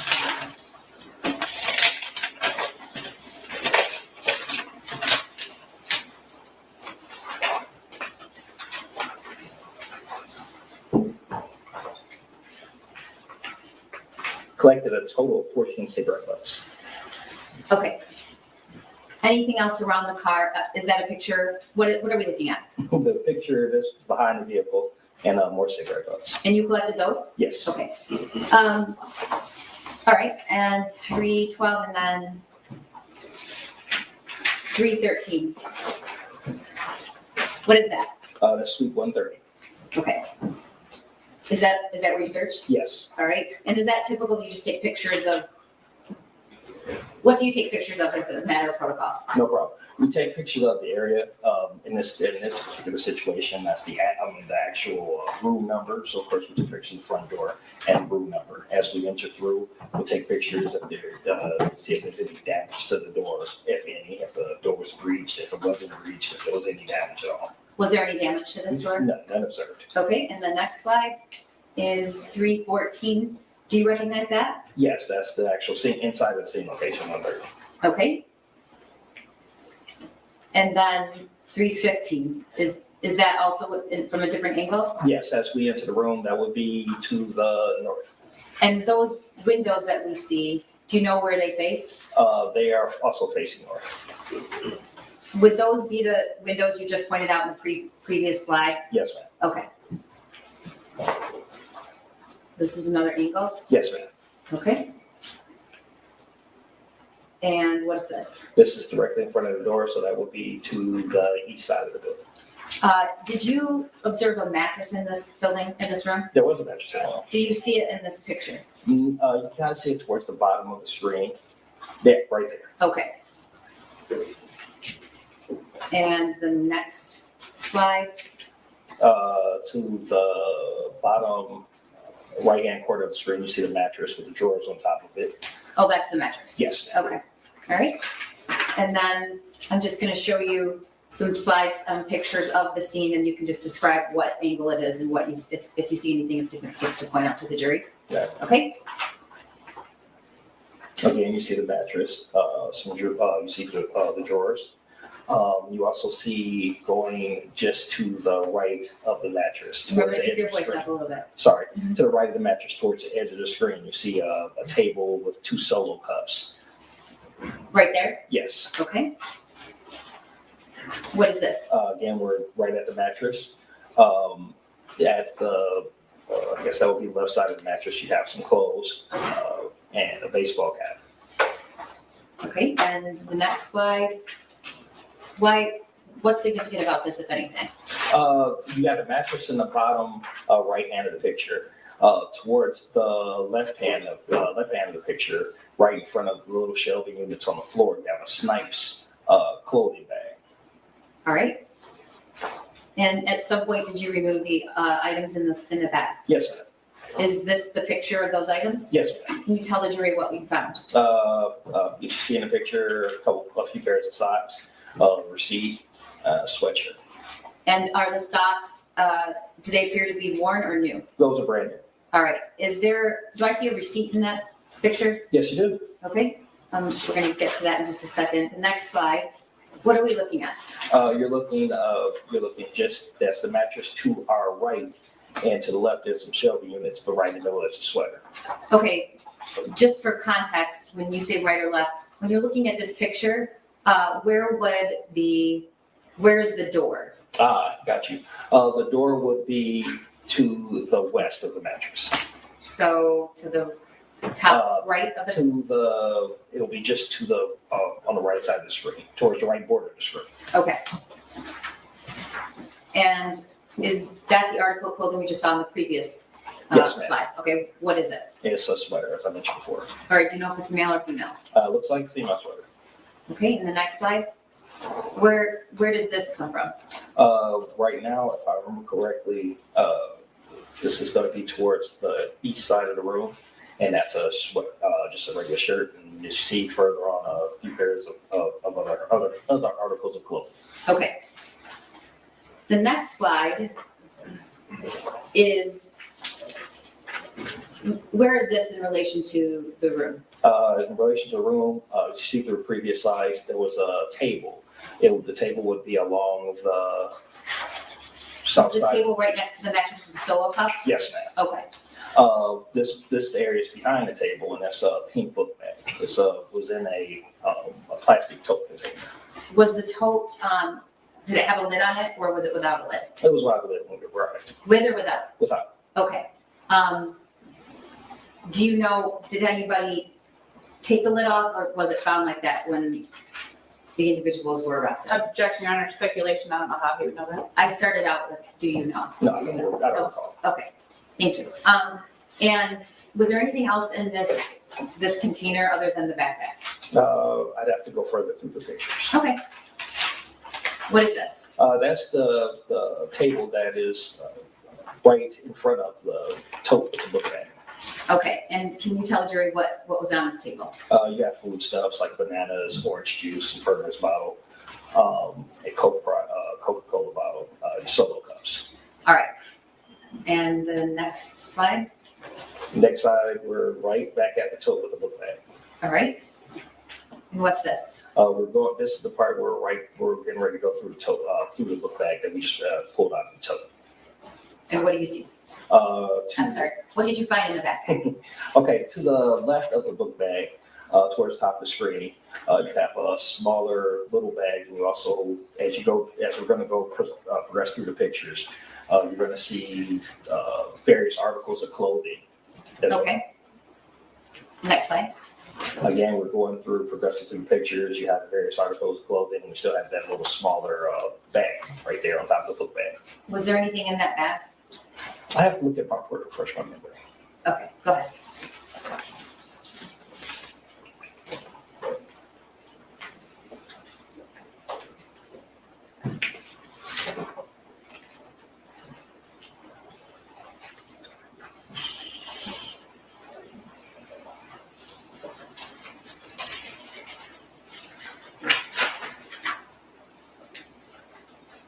Don't believe that's the great first. Could we have the rest of the pictures? Sure. What's to the left on there? To the left, you have a pair of black jeans. Do you know if they're male or female? I believe they're female. All right. And the next slide, 332. What is that a picture of? Another picture, it's another picture of black jeans. Okay. And the slide after that? You see the brand of the jeans. You see their high-rise skinny stretch jeans, and you can see the size on the tag if you zoom in. All right. Size 12. Okay. And the next slide? Where were these articles found? Those articles are inside the pink book bag. Okay. And can you tell the jury what is in that picture? And inside the picture, you have you see a syringe. I'd have to go through my notes to recall what was actually inside the syringe. You also have some pills just at the bottom of the screen, and then on the inside the bag, you also see a bank envelope. A what? A bank envelope. A bank envelope. Okay. Do you know what the pills were for, or what they were? Now off the top of my head. Is it in your report? Let me look at my report. Okay. Yes. And while you're doing that, would it refresh your recollection about the syringe? Yes, because Okay. I would call that definitely a bank envelope. Okay.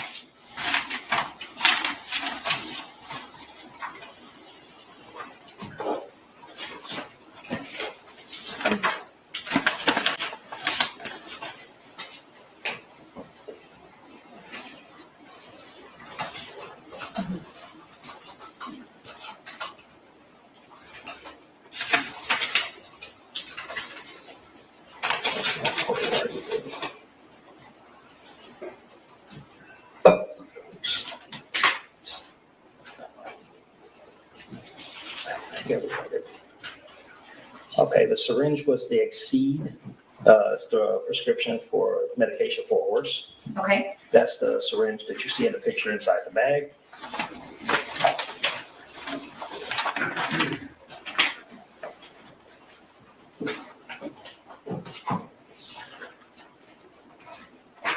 And I don't have a description of the pills.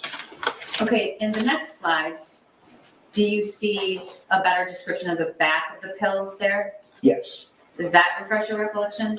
Yes, I believe they're like caffeine pills or something like that. Vivarin? Yes. All right. And the next slide, that's what you just talked about. Yes, ma'am. Okay. All right. And what is this? Those are articles of clothing I described earlier. And can you list those? They are female intimate garments, underwear and bras. And do you know how many pair of underwear? Now, off the top of my head. Okay. In the next slide, what is that? That is the hotel room key. It was inside a black jacket, and that was along the northeast corner of the room. Okay. And the next slide is 339. What is this? It's a picture of a whiskey container. It's in a garbage can. All right. And the next slide is a receipt. What is this receipt for? It's from the Rivertown Market. We found the receipt on the table.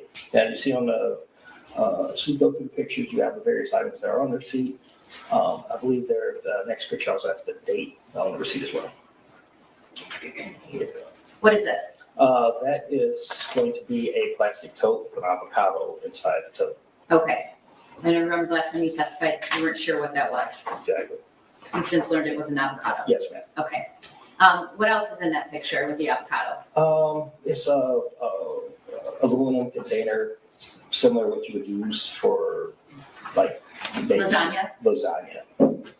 Okay. And what's inside of it? Melting ice in an ice bag. So was it completely melted or was it still cold? At the time, it was completely melted. Yeah, at the time, it was completely melted. Was it still cold? No. Okay. The next slide. What is this? It's a receipt. Is it the receipt that we just talked about at Rivertown? I would have to look at the picture before, because you see at the top, the receipt has 14, and on a previous picture,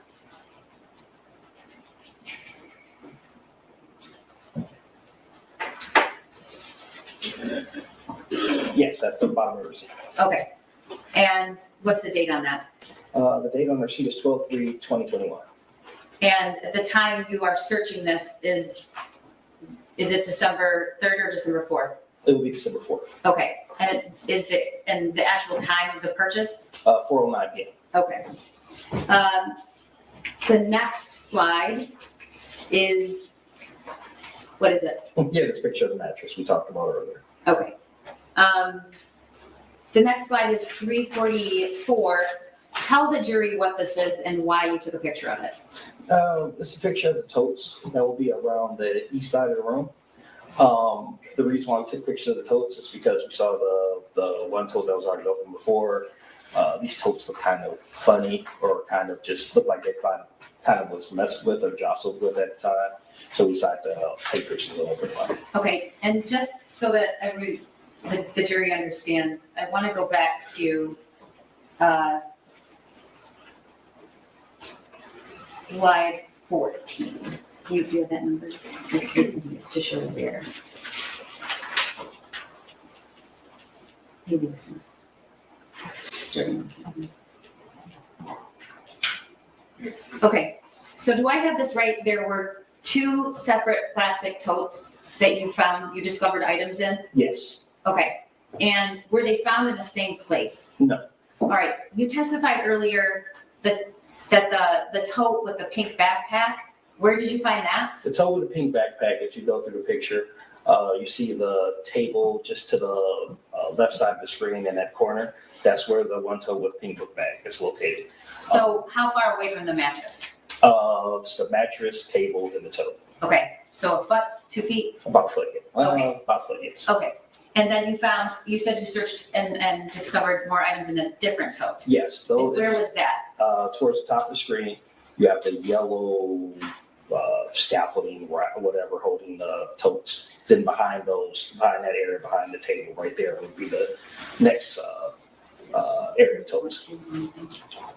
Okay, so is it on that scaffolding you found it? Right behind it. Right Right behind, behind the table. right behind there? Yes. Okay, so was that visible when you walked into the room? No, as you walk into the room, you look around, you know, during the search of the area. Okay, so that tote that was found on the other side of the room, what was discovered, if anything, in that tote? In that tote, that's where we found the purse with the money, as we go through. Okay, one moment. Okay, was the tote found in that condition? And I guess what I'm asking is, was there a lid on it? You see the lid on it. That as we take pictures, you see it as we progress. Okay, next slide. What is that? Again, you see the tote being moved over a little bit. You see the purse. Okay. What is this? Yes, now we're looking inside the purse. All right. And then the pictures, is this how you do it? You take a picture of the first item and then all of the things that you take out of it? Yes, we have to take a progression. Okay. Sorry, you told me that. All right, next slide. What is this? You see the bank envelopes. You see a search warrant under the bank envelopes, and you see the 2 bank envelopes as well top of it. A search warrant, what is that? As you see at the top of the screen is the warrant tabulation return. Okay. And that was found in the bag or in the tote? The bank envelopes were found in the purse. The search warrants were just on the table. Okay. And then the next slide, what is that? You're again looking inside the purse and you see cash right in the smaller pocket of the purse. Was there anything in the bank envelopes? Yes, there's money in the bank envelopes as well. All right. And you see cash in this picture. Is this stuff in addition to what you found in the bank envelopes? Yes. Okay. And if you remember, and if not, you can look at your notes. How much total, what was the total amount of cash found in that handbag? I'd have to look at the notes. I know it was around $6,000. Do you want to just correct? Yes. Make sure you're correct. $6,617. Okay. And those are, we'll get to it. I'm not going to do that again. Okay, next slide. That's just a close-up. Yes, ma'am. All right. The slide after this.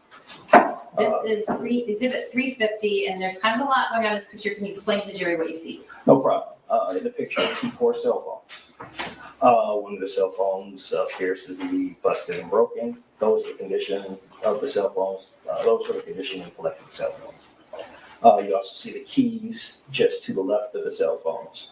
They were collected, they were turned over to the unit at the scene so they can collect and move the car. You also see a bank card and some prescription medication just to the top of the bank, just to the top and left of the bank card. Okay, the next slide. That's a closer picture of the keys. And the bank card, is that a traditional bank card, if you know? No, I don't. Okay, the next slide. You have a closer picture of the medication I mentioned before. And do you know what these medications were? No. I see Adderall and 2 other containers. Okay, and do you know who they're prescribed to? You see Jennifer Crumbley on all 3. Well, you can see it better on the bottle to the right. And the other 2 bottles, you can kind of see Jennifer and then Crumbley. All right, and the next picture? Again, it's a picture of the 4 cell phones. Were any of these cell phones powered on? No, How do you know that? because if they were, we would take pictures of the items in condition that we collected. They were all off. Exactly. And then the next picture? What is this? It's pictures of the money we collected from the purse. So you actually lay out each bill? Yes. Okay. And the next photo? More pictures of the money. And the 2 after that? Yep. All right, and then the last photo here is there was a receipt. Can you tell the jury what the time and date is on this receipt? 12/3/2021. And what are the items listed? Giant lasagna pan, Werner's 2-liter bottle, paper towel, Kleenex.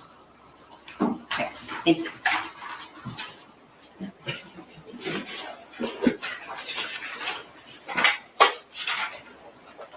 At what time do you estimate that the search was completed? I have to look at my notes, definitely get the time. Okay.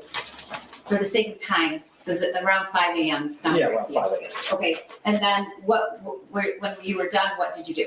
We were directed to take pictures of the prisoners. And is that a normal thing in your job? If we were directed to, yes. Okay, so where were these individuals located? In Oakland County Jail. So did you drive straight to the jail? We were directed to, yes. Okay, as soon as you finished the search? Yes. And the compilation? Okay. And when you arrived at the Oakland County Jail, what did you do? We took pictures of both the Crumbleys individually. First, we took pictures of Miss Crumbley first, and then Mr. Crumbley. Okay. And what's the purpose of that? The purpose of it was the fact that show any injuries if there are any, and the condition when they were arrested. Okay, thank you very much. Nothing further. Sorry, I didn't hear the end of your response. If there are any injuries or their condition when they were arrested. Thank you. Cross? Yes, Your Honor. Briefly. Good afternoon. Good afternoon. As a forensic technician, your role is to document what you see at a scene, correct? Yes, ma'am? Your role is not to investigate what may have occurred prior to your arrival. No, ma'am. You testified that when you arrived at 1111 Bellevue, that there were a lot of news cameras. Yes, There were a lot of law enforcement, if you recall. yes. It was kind of a chaotic scene. I wouldn't say chaotic, but it was officers and cameras at the scene. You were told that you were notified, you were not notified what the case was involving before arriving at 1111 Bellevue. Is that correct? Exactly.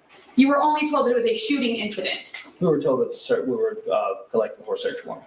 For a shooting incident. We were told we were collecting for a search warrant. Okay, so you weren't told anything. Again, as my report says on the first page, as you look at the first line, the information received,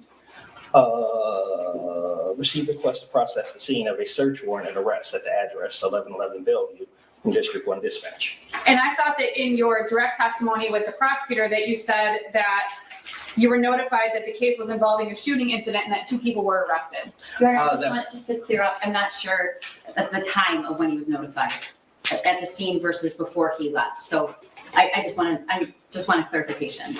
Do you recall testifying in that way? I don't know. What I said, if we're talking about this specific time, was when we were informed from District 1 it was search warrant. When we arrived, that's when we understood it was connected to the shooting incident. So after you arrived at 1111 Bellevue? Yes, ma'am. Thank you for clarifying that for me.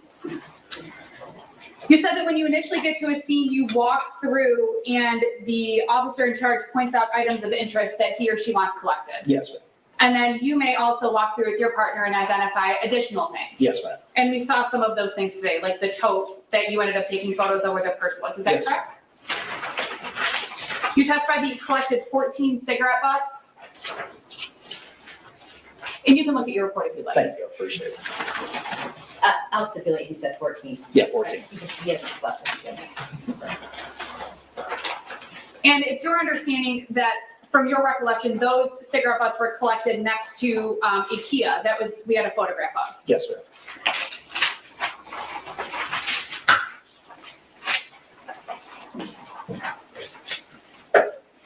You testified that inside of the plastic bag, in exhibit, well, I believe it was exhibit 334, that there was a bank envelope.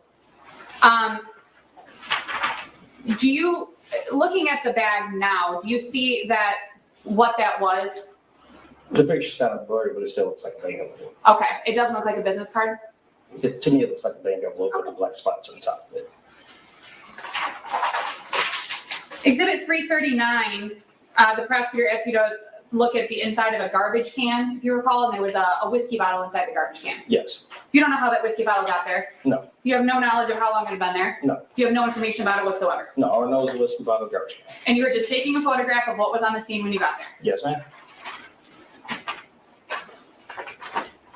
In exhibit 347, you talked about bank envelopes and a search warrant tabulation return, which was on a table. Yes. It wasn't hidden anywhere, correct? The search warrant or The tabulation was not hidden anywhere. It was just sitting on a table when you took the photograph? Yes.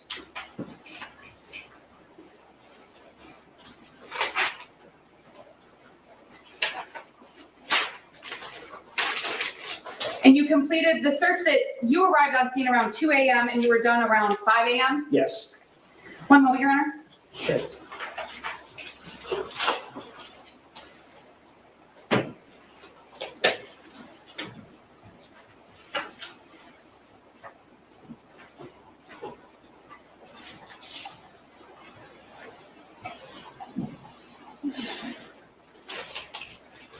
And the photographs that you took photographs of cash. You don't know what that cash was for. That's fair. Because again, you were just taking photographs of what was on the scene when you got there. It was cash in the purse that I collected. So. Thank you. No further questions, Your Honor.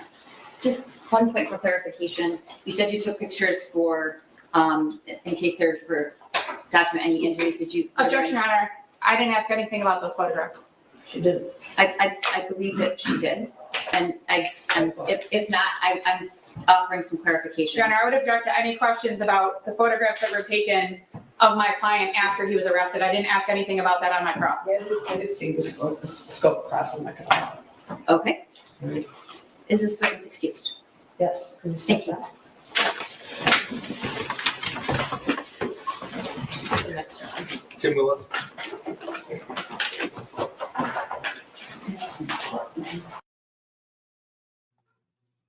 Dang, dang, diddly. These two women, man. I was like, dang it. Mario ain't wrong. Yeah, I know. She's on it too. I mean, I have to give her that. She's on it. And there's been a lot of times that the judge is like Wait, sided what? with her. Yeah. Objections and whatever. But Chaloon, I'm glad to hear that you're feeling better, honey. I'm glad to hear. It stinks when you not feel good, you know. She says she's sicker than yesterday, but glad to be here. How about yourself? Yeah, I was wondering because she didn't say she was feeling better. Oh, I thought she said that she was feeling better, but was still sicker than yesterday. Like better than she had been. Maybe I misunderstood. Maybe look, don't listen to me. You know I can't read. Oh, maybe I did misunderstand. Also, you don't know who put that whiskey. You don't know who put that whiskey there. You don't know how it got there. You don't know how. It's the same whiskey. It's the same kind for sure. It's the same exact bottle. Well, and come on. I mean, you know how it got there. I know. Come on, I'm like, Muriel. really? We know that that was in their house. We know that these people were in this warehouse. What are you trying? What is she trying to prove? What difference does it make? They were probably drinking and doing Xanax. Heck, I don't do either one, and I probably might be. Hey, she says, yeah, I am more sick, but my mind is okay. Oh, Well, I'm sorry. I wish you felt better. And yes. tomorrow you're going to feel better than you do today. So that's what we are expecting. Yes. Expecting. Also, children, your Kiki is so cute in your picture. So yesterday she couldn't stay awake hardly. No. Maybe it's daylight savings or the AirPods. Yeah, we're blaming all the bad stuff, Chaloon, on daylight savings time and AirPods. AirPods. Saying. AirPods are the problem. And daylight savings time. We're blaming everything, Absolutely. all the world's problems on those two things. Yes, I'm kicking my crayons across the room. That was the funniest thing. She's like, my daughter just dropped her crayons and kicked them across the room, and she's angry because her nap time got messed up by daylight savings time. And I was like, you know what? You ain't wrong. A little bit. You are not wrong. Not even a little bit. So, anyways, I think this next guy is the. Oh, sorry, my bad. Is the defense attorney? No. Wow. The lead Had a investigator. whole brain. Is it the lead yes, investigator? that or guy. No? Yes. Well, he stays up there for quite an awful long time, then, don't he? Yeah, but there's quite an awful long time left, I think. I know. And they probably took 87 breaks. Probably. They're behaving themselves. They are. They are doing a good job. But still, it's like every once in a while, I'm like, why is it you guys decide to take a break at the dumbest times? Literally, you got somebody on the stand for 5 minutes and then you need a 15-minute break. I don't understand why Muriel has to ask questions. Even Elaine didn't ask questions to every witness. Well, she asks them fast, too. Well, she does. I mean, She'll that's be the like, only way we're going to get to the jury by Thursday.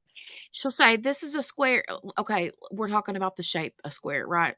Would you agree that this is a square? Yes. And it's straight on this side, right? Yes. And this side. Yes. And this side. Yes. And this side. Yes. I mean, it's like she just keeps she asks 52 questions on one thing. And he was sitting on the floor, right? But he wasn't sitting sideways, right? He wasn't laying with his leg out, right? Yeah. What? He was on the floor. I don't know. Was the door thick? Yes. Did it have glass? No. Was it blue? Yeah. And gray? Yeah. And But purple? you always know when she's going to try to prove her point because she's like, he wasn't blah, blah, blah, right? He wasn't blah, blah, blah, right? Right. He wasn't blah, blah, blah. He wasn't blah, blah, blah. It's like, that's no. And that one witness was like, nah, he didn't do any of those things. Like, now we're going to have a quote from one of my favorite kid movies. Because we say it all the time. Aren't you going to say what? I'm waiting. From Hotel Transylvania, when he says, I do not say blah, blah, blah. I do not say blah, blah, blah. I do say blah, blah, blah. I do not say blah, blah, blah. All right. You almost have to ask 10 million clarifying questions to make sure you didn't F up. Right? Yes and no. But she has a style though. Like somebody will say he was wearing a blue jacket and she'll go, but it didn't have blood on it, did it? He didn't buy it from Old Navy, did he? it didn't, da, da, da, da, da. And she's always trying to prove her point. Mhm. And sometimes they're like, yo, why are you even, no, nobody said any of that. I said he was Right. wearing a blue shirt. That's it. He's wearing a blue shirt. He's probably bridge guy. I don't know. No, bridge guy. Oh my Lord. Well, if you ain't driving a white Elantra. Right? Right? Brian. Okay. We're going to get through this. We're going to go. Ahead, y'all. Go We're ahead, going to y'all. scooch on to the next one. Scooch. If you could go left, would you go right? It says Morgana, right? Is it blue? Is it actually, if it's blue, is it actually green? All the seats. If it's up, is all it of down? them. If it's up, is it down? I mean, She it gives depends me a on which headache. direction This is you're why I coming have a from. headache at the end of the day. Oh my God. Okay. It's now we're going. it's her fault. Now we're not even, you know what? From now on, it's not the AirPods. It's not daylight savings. It's Muriel. Muriel. Muriel. Muriel. Muriel. That's how you got to say it. She don't even spell it like that. My Muriel spells it that way, but that Muriel, but she spells it Marielle. Marielle. Muriel. I'm still saying it Muriel. Muriel. I don't care. I don't know either. Okay. I'm going to go. Bye.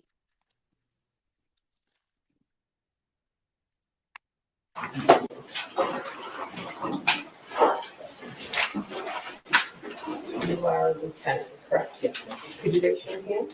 Do you swear or affirm the testimony about to give is the true self of God? Yes, Your Honor. Could you step up and have a seat? And then state your name for that person, first and last name. Timothy Willis, TimothyWillis. May I proceed, Judge? Sure, go ahead. Thank you, sir. How are you employed? Detective Lieutenant with the Oakland County Sheriff's Office. How long have you been with the Oakland County Sheriff's Office? Approaching 28 years. Okay.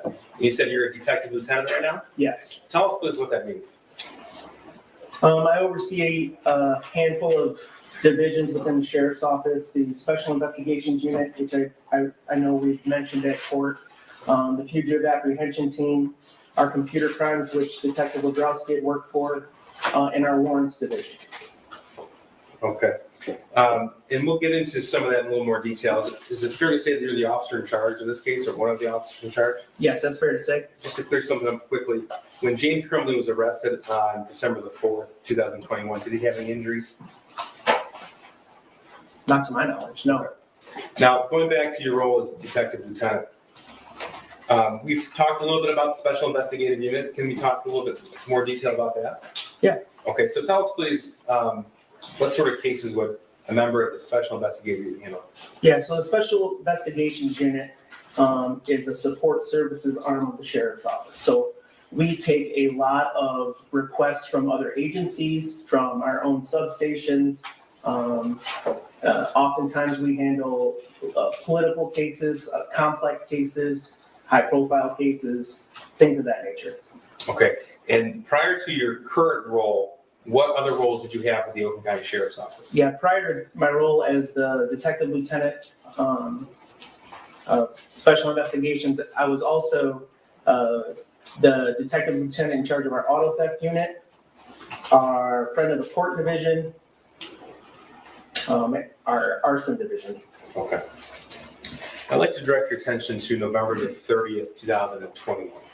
Okay. Do you remember that day? I do.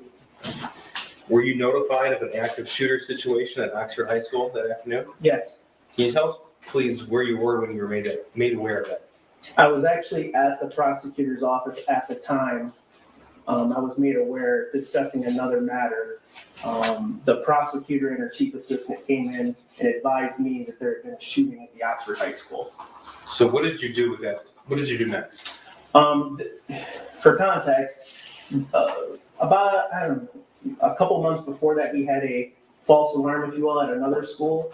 So initially, that was immediately what I went to. This is probably another false alarm, but I picked up my phone and I made a phone call.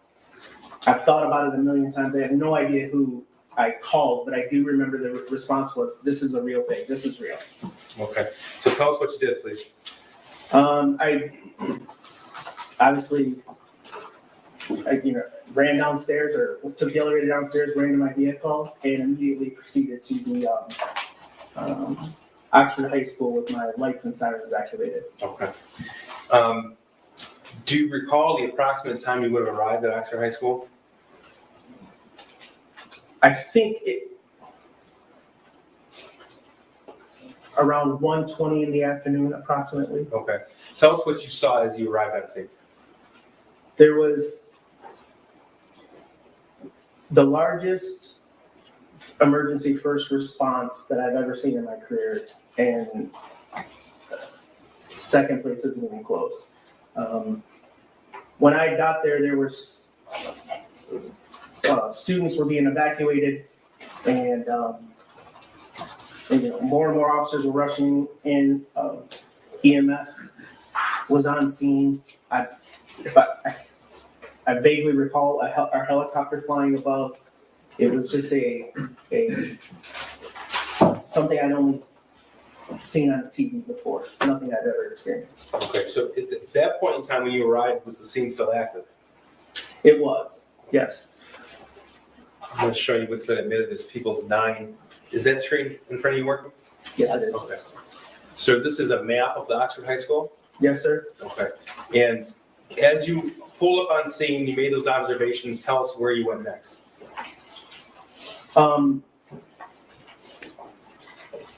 Just understand there's a lot of the day that I don't recall very well. So I don't remember where I parked.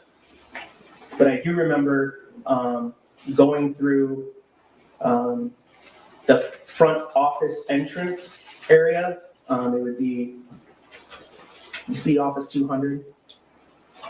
That door right there? Yeah. This door right here? I do remember going through there. It was being held open by officers. And that's where I met then Lieutenant Todd Hill, who was the incident commander. Okay, what's an incident commander? So Lieutenant Hill had assumed incident command because, as you can imagine, I explained to you, there was so much disorganization in the early, we had no idea what we were responding to. My police radio was blowing up with calls of, we think there's an additional shooter here. We think someone's fleeing from the scene here. It was chaos. So Lieutenant Hill assumed that role and started organizing resources for the sweeps of the school, for any secondary explosive devices or any additional shooters, to identify victims, things of that nature. So that was going on as I arrived at the school. Okay. So we've identified you as, you've identified yourself as the officer in charge of the investigation. That's correct. That's different than incident commander, though? Yes, the incident commander's role, especially in a case like this, because of the hundreds of emergency first responders that were flooding into the school, Lieutenant Hill, he's a captain now, so if I use him interchangeably, but Lieutenant Hill at the time handled the securing of the building, and evacuating wounded, injured, and because of my role in the Special Investigations Unit, the fact is that I was in charge of the Special Investigation Unit at the time, I assumed the role of the investigative lead, which is often referred to as the officer in charge. Okay, if you could please give us a little bit of an idea of what an officer in charge typically does in a case. So, an officer in charge of an investigation typically, at its most basic, we investigate the scene, meaning we determine what property needs to be, or what evidence needs to be collected, what witnesses need to be identified and spoken to, identifying potential victims, things of that nature. We also work with the prosecutor's office to determine charges, whatever charges, if any, that are going to come from the incident. Okay. Now, would it be fair to say that in this particular case, there's a massive amount of information that was reviewed? Yeah, so the one of the more problematic things about this case is the amount of information that was coming in. If you can imagine, social media tips and emails and everything like that, 911 calls coming in. It was just, it was information overload, and all the best we could do was, just try to process things as it came. Okay. Now, so it would be fair to say that you've reviewed the evidence in this case, at least in a supervisory role. Yes, that's correct. All right. I'm going to start off with your testimony where we left off the last few witnesses, and I'll go through the exhibits that have been admitted already. This is exhibit 361. So a little bit of background here, sir. Were you made aware that the defendant, James Crumbley, and his wife, Jennifer Crumbley's phones were seized the evening of November the 30th? Yes, as part of the, if I can back up just a second. Sure. So as the OIC, there was a point in time where I advised, and it was just announced basically, that if you're an investigator, come see me, because I knew there were so many things jobs that needed to be done. So a handful of investigators were sent to different hospitals, area hospitals, whether we knew that there were victims there or not. And we had some reason to believe that there were victims being shipped everywhere.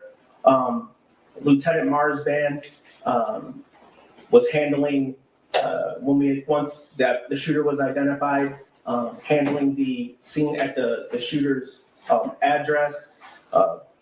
Special Agent Brandon had come up to assist me in identifying the murder weapon. So there was just, and I actually had a scribe next to me just jotting down as fast as she could when I would make an assignment, who was doing it and what the assignment was, because it was just, it was a ton of information. So I think we'll back it up a little bit further. Okay. Now, you're aware of when James Crumbley was charged with involuntary manslaughter? Yes. Okay, when was that? He was charged with involuntary manslaughter. I believe it was around noon on December 3rd. Okay, so the shooting was Tuesday, November 30th, and there's Wednesday, December 1st, Thursday the 2nd, and Friday the 3rd. That's correct. Okay. Now, tell us, sir, what happens when someone is charged with a felony in Michigan? So when the prosecutor authorizes the charge, gives it to the officer in charge, I take it before a judge, and I swear to the facts of the case. It's called a swear to. And then the judge determines whether or not the information held within that complaint and warrant is sufficient to support a charge. Okay, is that public or is that done in private? That's all public. Okay. And did you do that in this particular case? I did. Okay, you personally? I did. And was there also swear to of the defendant's son? Yes. Okay, that would have been Wednesday, December the 1st, 2021? That is correct. Okay, was that likewise public? Yes, it was. Okay. And when I say public, I mean open to the public? Well, there were, yes, open to the public and media present. Okay. Was James Crumbley there for his son's swear to? Objection on irrelevance.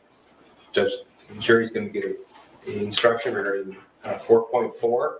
A lot of the evidence is regarding the timeline of where they were from November the 30th to December the 4th in the early morning. I think where they were and the knowledge they had is relevant, so I'm not allowed. Thank you, Judge.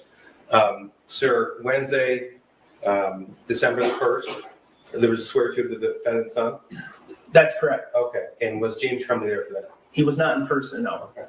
And he was on Zoom? He was on a Zoom from what appeared to be his vehicle. Okay, thank you.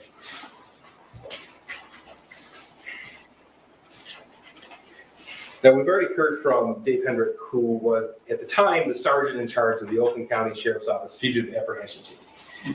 Part of your role as detective lieutenant, would that be supervising the Fugitive Apprehension Team? Yes. Okay. So did you assign him with his task of locating James and Jennifer Crumbley on Thursday, December the 2nd? I did. Okay, and tell me about that, please. So, as I stated earlier, the officer in charge of cases presents information basically to make it clear to the prosecuting attorney in discussions with the officer in charge determines what, if any, charges are going to come from it. We, at the time the shooter was charged, volumes of information was going into the prosecutor's office, and there was discussions on December 2nd about the possibility of charging the shooter's parents with involuntary manslaughter. Okay, is that why you made that call to Sergeant Hendrick, or retired Sergeant Hendrick? Yeah, what we knew at the time, the only thing that I knew at the time, and again, there's a lot of irons in the fire. The only thing I knew at the time is they weren't at their residence. They weren't actively staying at their residence. So I thought it was important that we try to locate them. Okay. So now going back to Exhibit 361 on the screen here, you had mentioned that you had assigned Lieutenant Marsban with a search warrant of the defendant's home at 112 East in Oxford. Yeah, that's correct. Okay. And so that occurred on Tuesday, November the 30th, 2021? Yes, sir. Okay. And were you made aware that their phones were seized as part of that search warrant? Yes, I was. Okay. And, all right.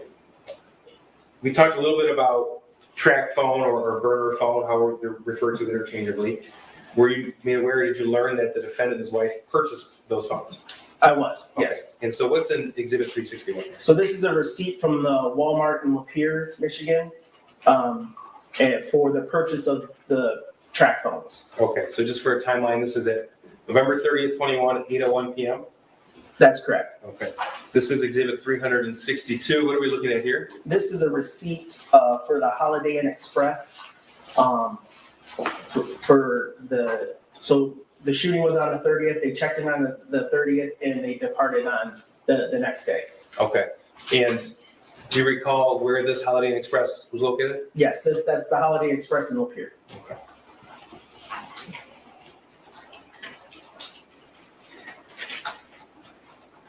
Now, they checked out on Wednesday, December the 1st. Did you learn where they stayed that evening? I did. Okay, this is Exhibit 365. What is this? Yeah, this is a receipt for the extended stay, check-in date in Auburn Hills. The check-in date is December 1st, and the checkout date was December 3rd. So December 1st is the Wednesday, the 3rd is the Friday. Is this the location, we heard from retired Sergeant Hendrick about a vehicle being abandoned. Is this the location he's referring to? That's correct. Okay. I'm going to show you what's in this 366. What do we have here? This is the vehicle we come to learn to be the defendant's vehicle. Okay. You said they checked out on Friday, December the 3rd? Yes, sir. Okay. Tell us, please, the relative location from this particular hotel to the closest police department. The Auburn Hills Police Department from that location is basically across the street. It's not far.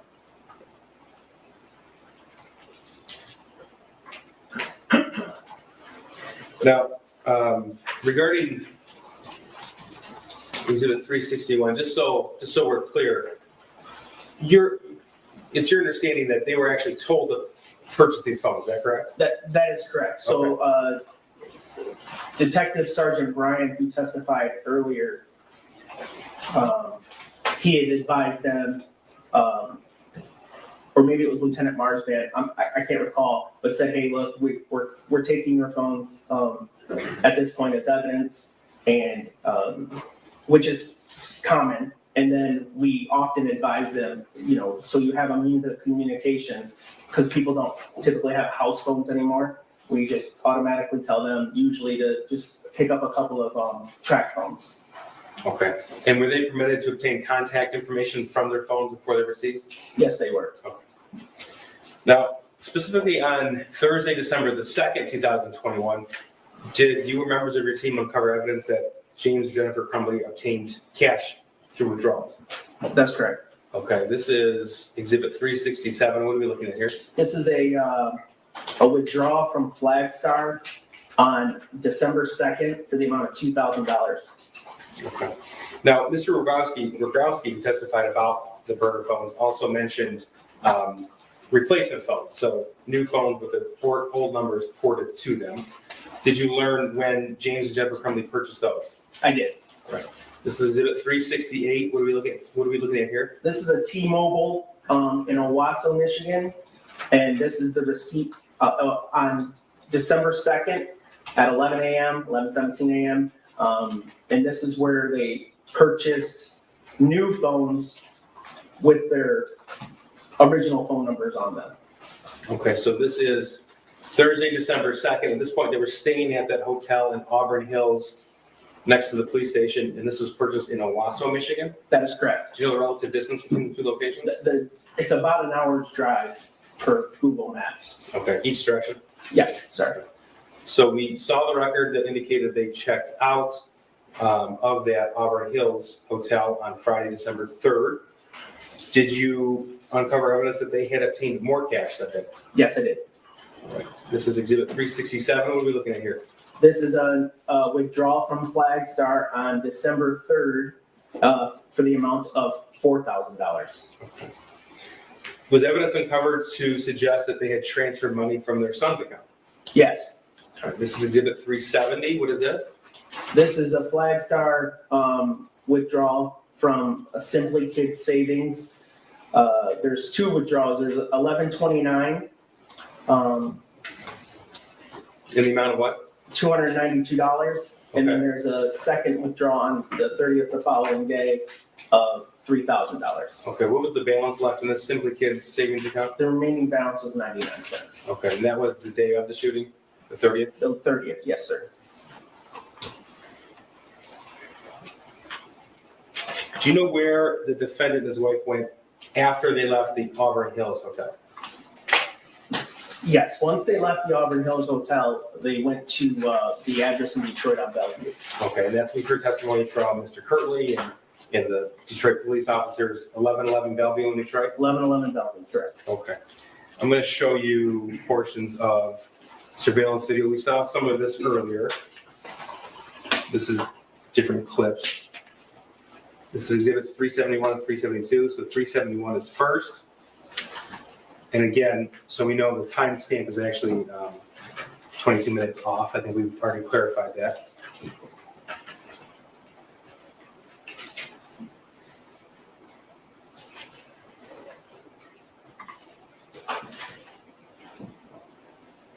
So the record is clear. The actual time here is 10:58 a.m. Is that your understanding as well, sir? Yes, it is. Okay.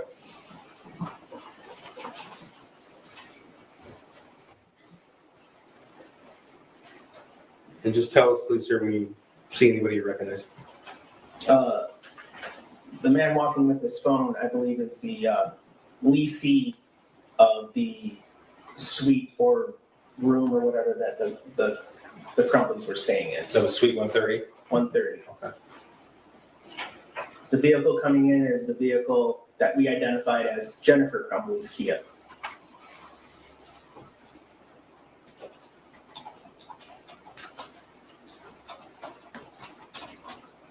And the Kia that was left at the Auburn Hills was identified as James Crumbley's Kia? That's right.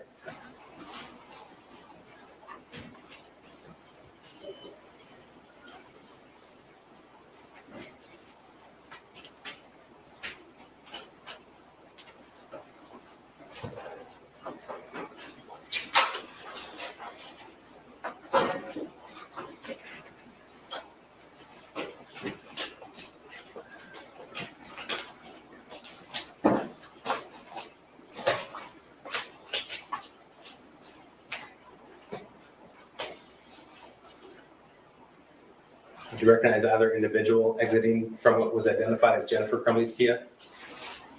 I recognize both individuals, Okay. Tell us who, please. James Crumbley and Jennifer Crumbley. Okay. And where is the defendant, James Crumbley, in this video?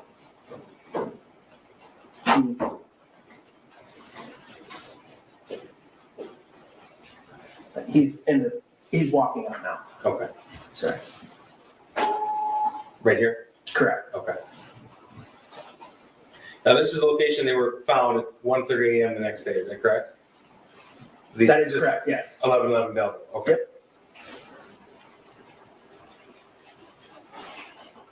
Now, that car was pulled in with the front facing forward, is that right? That is right. Okay, did you come to learn that the defendant moved that car subsequent to pulling up at 10:58 a.m.?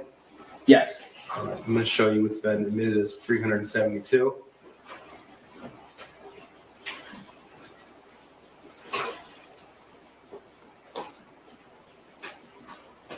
So this is just before 4 p.m. on December the 3rd? That's correct.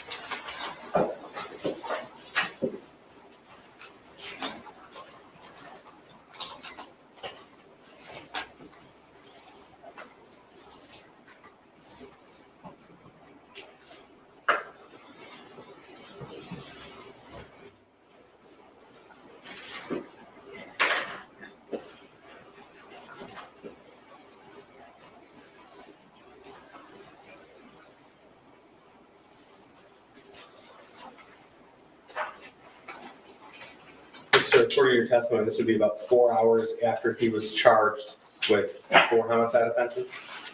That's correct. Aaron,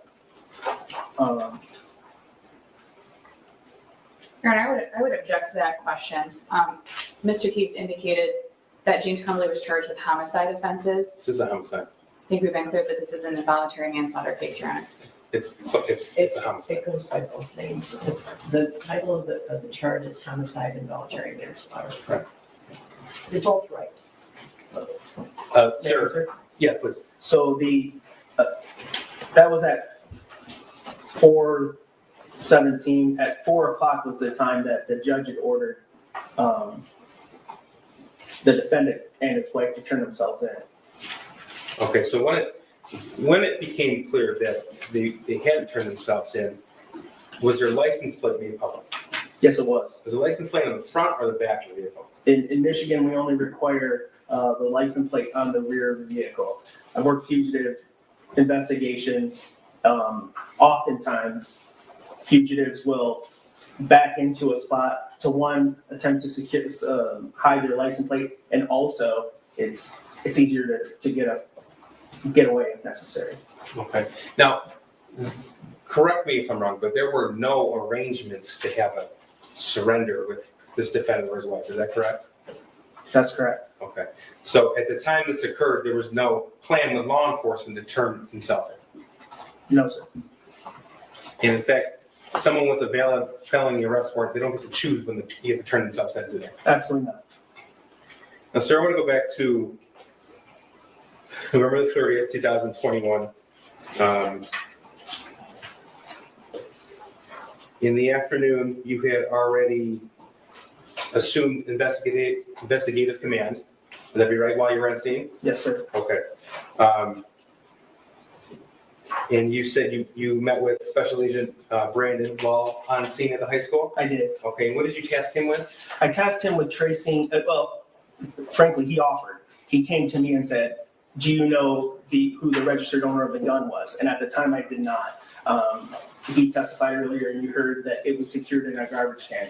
One of our officers, upon the arrest of the shooter, pulled out the garbage bag portion of it and took just the plastic waste bin and put the gun to keep it all centrally located because searches were still going on and whatever. That officer turned it over to me. I took my post in the front office there. I sat it next to me.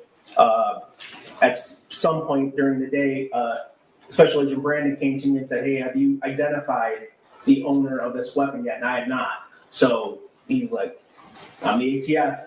Sounded like a really good idea to have him track this down, and he got right on it. Okay, and was that information relayed back to you fairly quickly? It was. And did you learn that that murder weapon was in fact purchased November the 26th, 2021? Yes.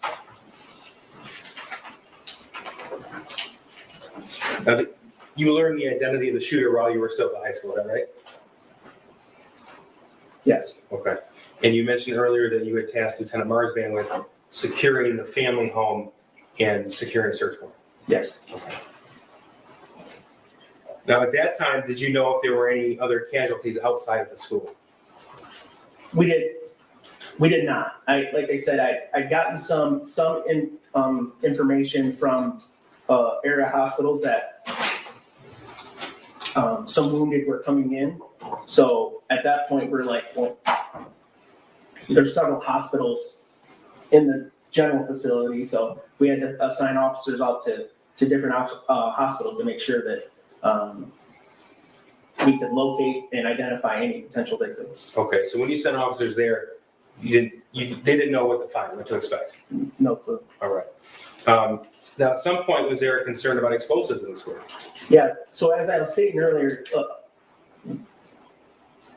I was getting sent and others were getting sent and observed Twitter, now X posts, Instagram posts, YouTube videos, and we had came across a YouTube video of the defendant's son making a secondary explosive device, potentially more commonly known as a Molotov cocktail, and detonating it. We, at the time, and we'll talk, I guess, about the journal, we found some information in the journal that suggests that there may be secondary devices in place within the school that prolonged my ability to go and investigate the scene of the crime, because we had to continually sweep to make sure the area was completely safe. Okay, and in fact, did you have to call in a specialized unit to handle that? We did, yes, Captain Hill, he activated the Michigan State bomb squad with their bomb dogs, and they came in with their robot. Now, were you able to determine what area, what room or area of the school specifically the shooter left right before he began shooting? Yes, it was the bathroom adjacent to room 258. Okay, I'm going to show you what's been admitted as people 16. What are we looking at here? This is the backpack and contents that the shooter was seen, observed wearing, walking into the bathroom prior to the shooting beginning. Okay, now, was this photograph taken after the location was made safe by the bomb squad? That's correct. Okay, and they didn't find any explosive devices? They did not. Okay. Now, what do you see in this picture? What was seized as evidence? The most obvious thing is you see the book open, that is the shooter's journal. Okay. Did you have the opportunity to review that journal? I did. I have. All right. Were you able to identify it as being written by the shooter? Yes, sir. How were you able to make that identification? There's, first of all, his name's in it. That was the most glaring way to identify that it was his. His writing is unique, and it matched some homework and other writings that we saw. There's references to several incidents that occurred in the school within the month of November, things of that nature. Okay, so you, from the content of the journal itself, you're able to put a time frame on when the journal was likely written? Yes, sir. And tell me about that. The first date written would have been November 9th. But it did reference incidents that happened before that. Okay, in the month of November? In the month of November, Okay, yes. as well as incidents that happened after that in the month of November? Yes, sir. Okay. How many pages of writing are contained in that journal?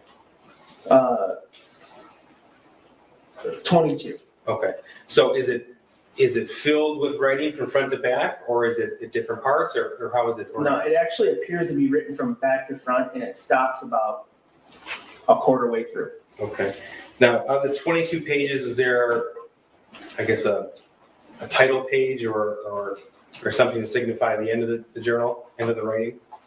There's,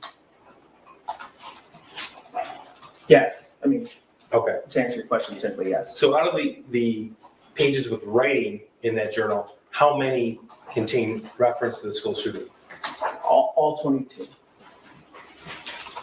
Now, for the record, I'm going to show you some of these slides, or some of these passages rather, from the journal, and I'm going to refer to them by page number, and just so you're clear, sir, they're indicated page 1 from where the writing starts to page 22, which would be the back binding of that journal. Is that accurate? Understood, yes. Okay.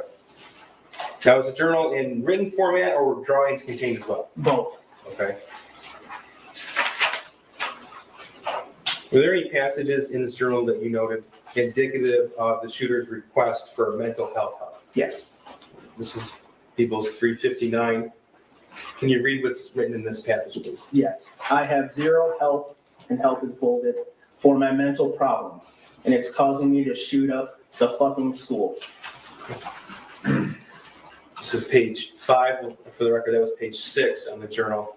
Same exhibit, page 5. Could you read that, please? Yes. I want help, but my parents don't listen to me, so I can't get any help. Okay.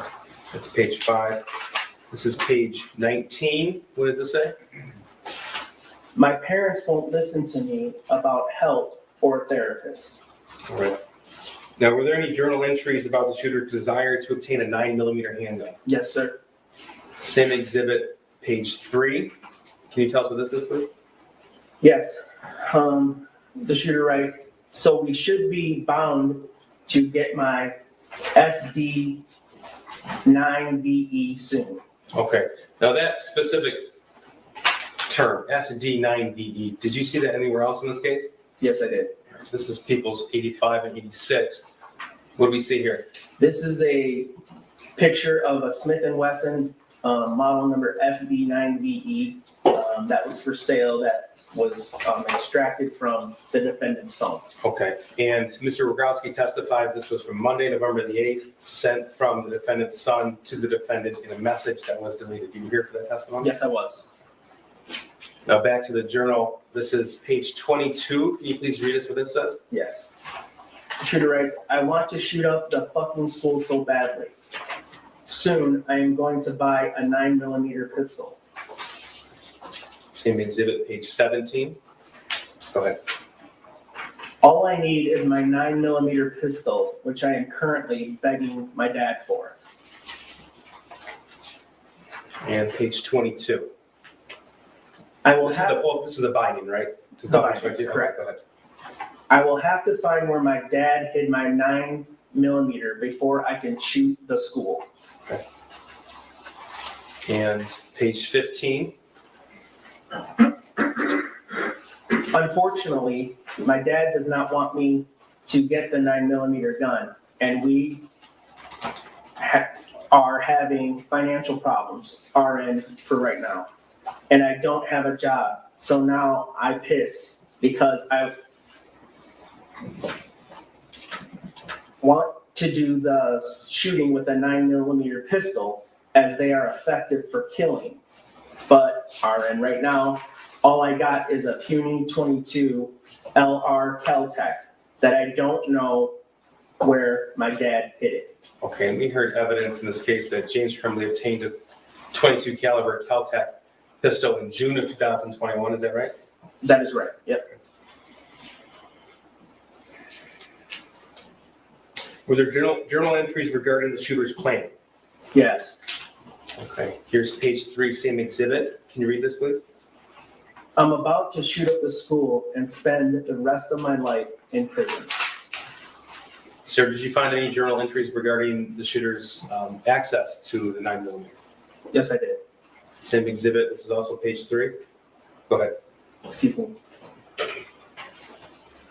First off, I got my gun.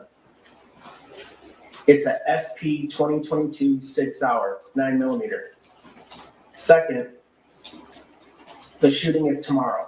I have access to the gun and the ammo. I am fully committed to now. So yeah, I'm going to prison for life, and many people have about 1 day left to live. Now, sir, we saw one of the journal entries that had the word help all bold that was across a couple of lines. Were there any other writings or passages in that bolded format? Yes, there were, sir. Were there pictures in the journal as well? Yes, there were. Okay, like what? There's a picture of what appears to be an arm fully extended out with a gun pointed to the back of what appears to be a female's head. Okay, and was that a little picture or a large picture in the? It took up about that much of the page. Okay, so to reference. Oh, I'm sorry, about 3-4 inches of the page. Now, was this journal a full-size book like this legal notepad, or was it smaller? It was small. I'm just going to mark this for a demonstrative exhibit.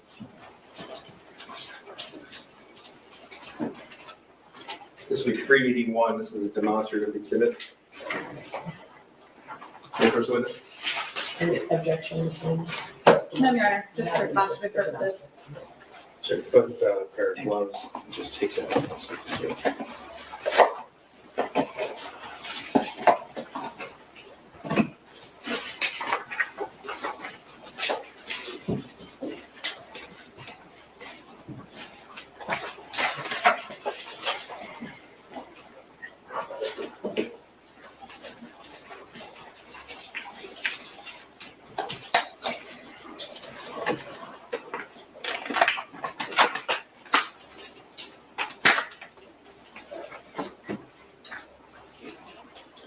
Can you just hold it up for the jury so they can see, please? And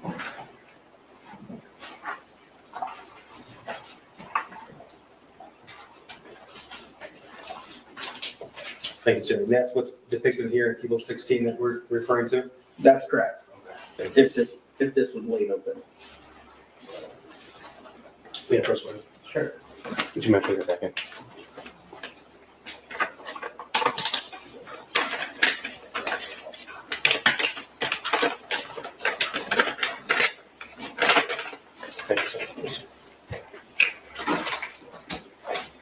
Sir, we've heard evidence and we've heard the 911 call that James Crumbley made on Tuesday, November 30th at 1:34 p.m. You're aware of that call? Yes, sir. And you were in court when it was played? Yes, sir. Okay. Now, we've also heard testimony that the Meyer and Ray Road next to the high school was the emergency location for Oxford High School parents in case of emergency at the high school. The reallocation point, yes. And did the police likewise notify the community of that as well? Yes, they did. Okay. Do you recall when that occurred? I believe the first 911 call that the sheriff's office dispatch advised that the Meyer will be the relocation point was at approximately 1 o'clock. 1 o'clock that day. So just 10 minutes or so after the shooting. Okay, so the shooting began at 12:51 p.m. This was 1 p.m. the same day? Yes, sir. Are you aware how many 911 calls were placed to dispatch in that time period? Yeah. Objection, Your Honor, relevance.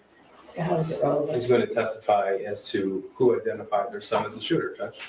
Okay, but that's not relevant to how many 911 existing, but that's not relevant.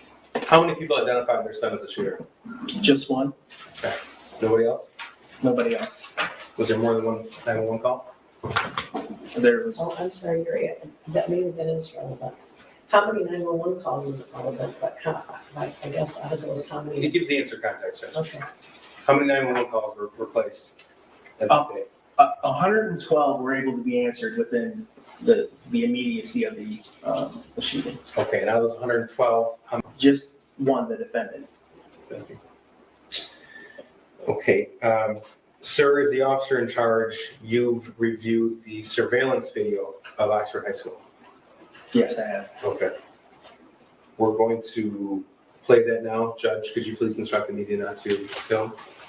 Can you remind me how long it is? I just want to decide whether or not we're going to break first or after. It's just a few minutes, Judge. Okay, I think it was going to be long. Okay. It might be a good idea to take a break after. Okay. Can you not videotape the video that we're about to play? And I also went over any victims or victims' family in the courtroom that we're about to play the video. Your Honor, I'm objecting for the reasons previously stated. I understand.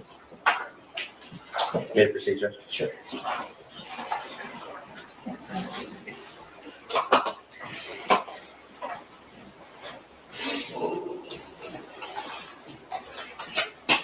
just so we understand the date and time.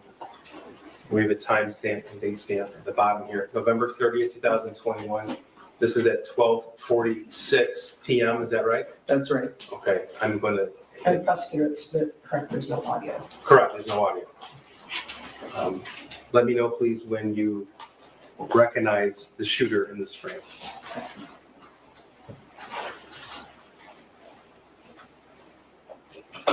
He just walked out and made a left. You'll be able to see him more clearly momentarily.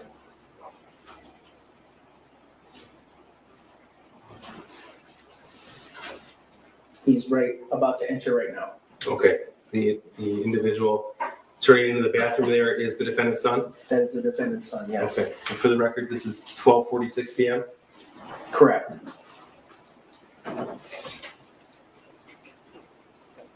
And this video it skips with time delay, is that correct? Yes, sir.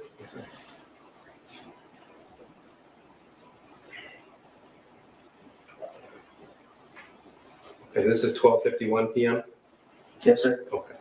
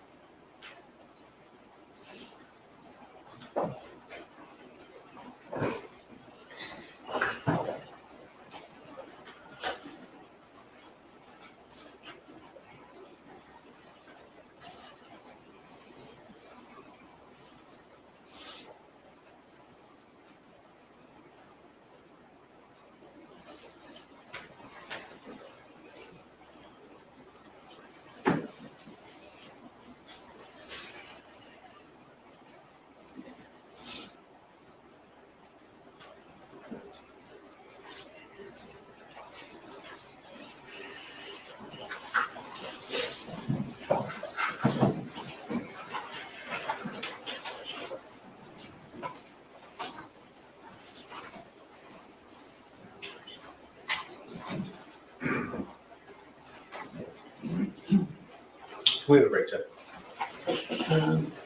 Yes, Lieutenant, you can step down, but you may not discuss your testimony with someone.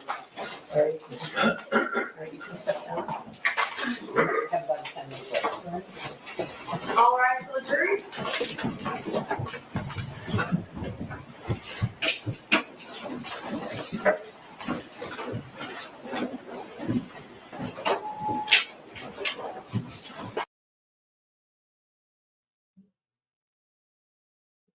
Hey, Steph.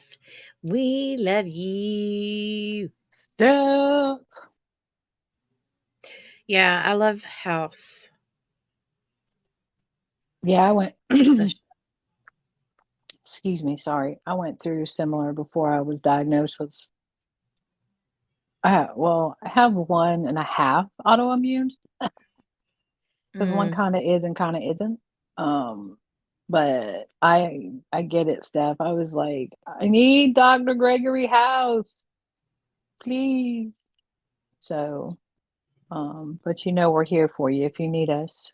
But just rest, let the drugs do their work. Yeah. And rest. And if you're not ready to go home tomorrow, don't let them send you home tomorrow. Just Exactly. saying. Hey, Kel. Kel's back too. Hey, Kel. Kel. What song? What song did I sing? She said typos everywhere. Better than when I told Matt he was going to make my cat fat by always keeping food out, but my phone auto-corrected fat to gay. The doctor thinks it may be a rare autoimmune disease. I don't remember what it was called. Aw.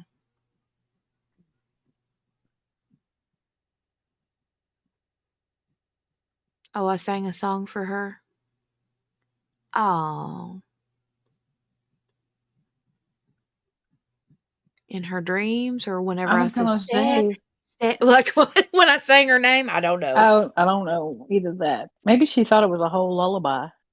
I don't know. She loopy, loop-de-loop. I will sing a song for you, though.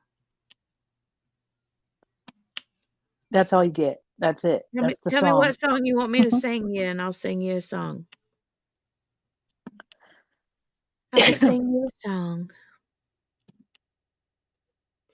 We've sang all kinds of songs today, haven't we? Oh, so Steph, Scott Peterson is like 4 hours us acting a fool and like 30 minutes Scott Peterson. Yeah, it was a whole thing. It was a whole thing. But you do need to listen to that one because I think that's when we had the celebratory interruption. For Steph. For Steph, yes. So you do need to listen to that one. But yeah, you won't really need your mind for that one. She'll be like, just give me a timestamp, can Till you the please? end. Till the end. Oh, But she it wants was me to sing Red, Red Red Wine. Da, da, da, da, blah blah. Sorry, Yeah, I that's don't all I remember got. all the words. Red. Oh, okay. I'm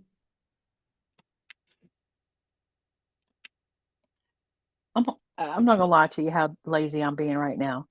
I got my phone on the recliner arm and I'm laid back in the recliner and I'm trying to read these comments from here and I ain't even trying to lift my arm up to lift my phone up to see what's getting said. There's a lot. There's a lot. Let's see. Bye, Gail. Good night, Gail. Spins. Be nice. Play the Judge Judy one for spins, please. Ma'am, please and thank you. Although it'll probably repeat in my ear later. It will. Hold on, let me turn the volume up. Ready? Ready? Yeah, do it. Okay, hold on. Behave yourself. Behave yourself. Behave yourself. Could you hear it? Yeah. Now, Spins, you weren't here when it used to play on loop-de-loop, so she would just keep going. Oh yeah, And then here. Jenny would have to try to stop it, and she didn't get it to stop.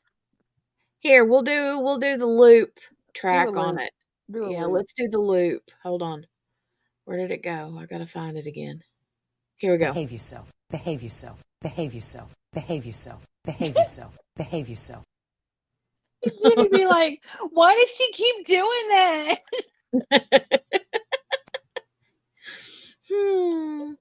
And then we have this one for whenever we have a lawyer that won't shut up.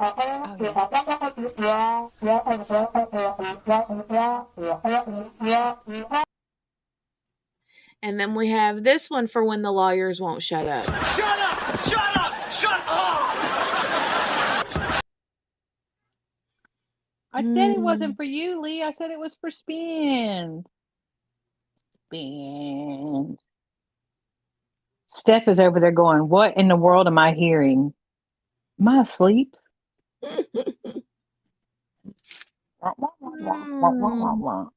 Anyway. All right, let's start it back up. It is 7 p.m. We are going on, I don't even 87 know. hours. 52 years later. A few moments later. We need that one too. We need that one. We need the pivot. Yeah, we do need the pivot one. Okay. Lee says, no, Steph, you hear nothing. You are stoned. To be like me and just randomly hear crap. That happens to you all the time. I know. I don't even get pain meds. What kind of crap is that? That's not even fair. Right? Yeah, if I want to hear things, there better be a good reason for it. Exactly. All right. Oh, we played that one earlier, Lee. Do not, I sent that in. It's got to be. I put my phone down. I'm sure it's got to be my sound bit. Ah! I sent that in complete confidence, and they duped me and made a sound bite. I did. Rude. 10,000 years later. Okay. I'm going to hit play. Well, you can fast forward, though. Yeah, I know. I'm going to. Okay. I'm going to go. Brrr. Whee! Hold on to your seatbelts, folks. Grab your old poop handles.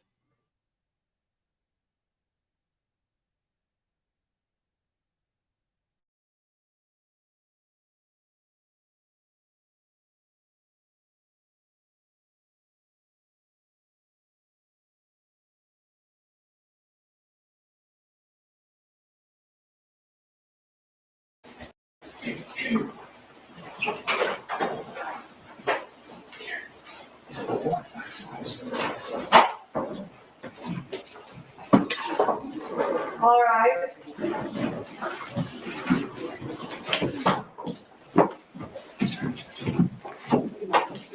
Are you ready for me? Yes, right.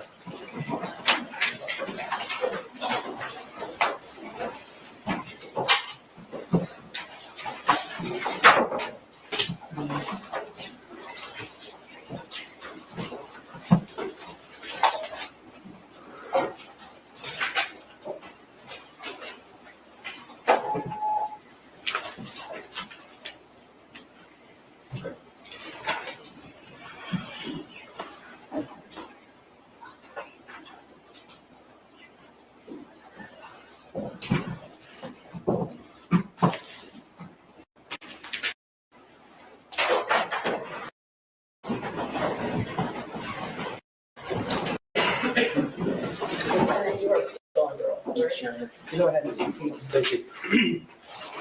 Lieutenant Willis, the video we just saw had some split screens in that. Is that correct? Yes, sir. Okay, so just so we're clear, that was, Mr. Bobrowski testified to nearly 100 surveillance cameras, and he spliced the video together.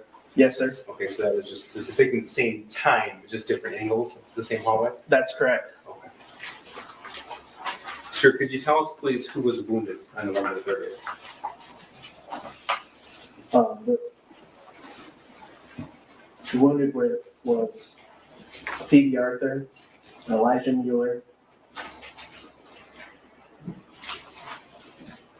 Riley Franz, Callie Osage,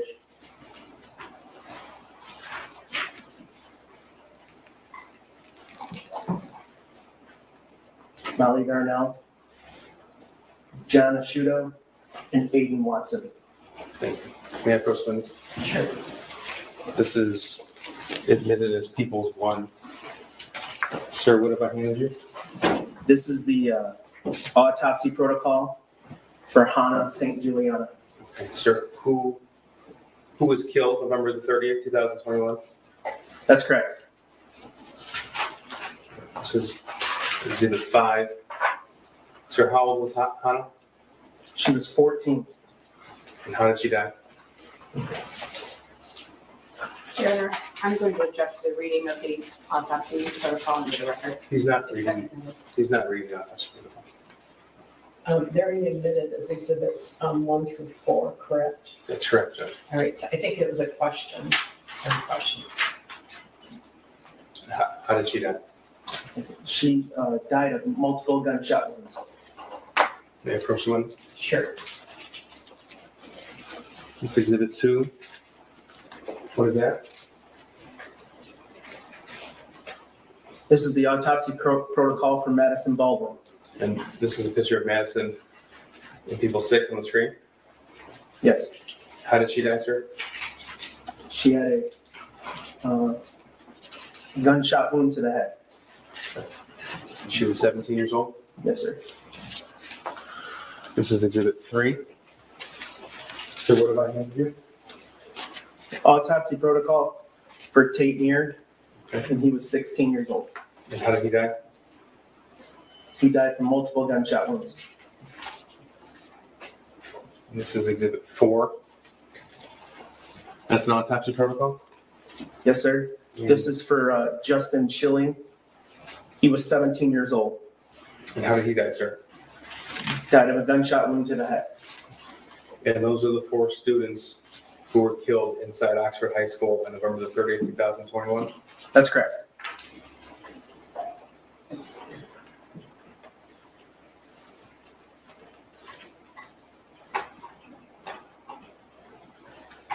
Another brother. Cross.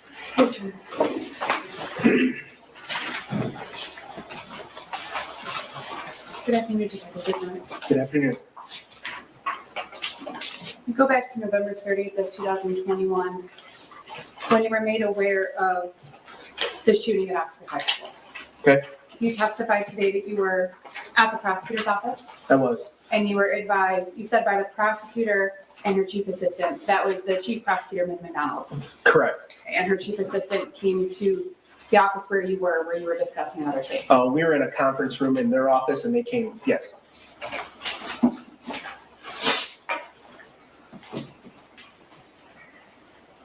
The prosecutor asked you about these swear-tos that were conducted, both for the charges made against him and the charges alleged against his son as well, the charge made against his son. Do you recall those questions? I do.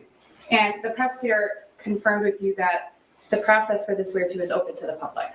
That's correct.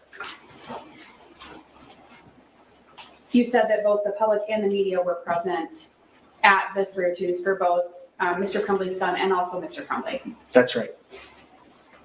For Mr. Crumbley's son, you made note that Mr. Crumbley was not present in person for the swear-to in the arraignment. Yes, I stated he was he was there on Zoom.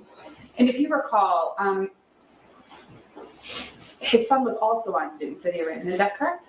His son was in custody. Okay. Yeah. But he was not there in person in custody, if you recall. That's correct. After the Oxford High School shooting on November 30th of 2021, do you recall receiving tips and receiving information and were made aware of concerns for the safety of James and Jennifer Crumbley after their son's name had been made public, if you recall? I don't recall that. Do you recall that their residence had been identified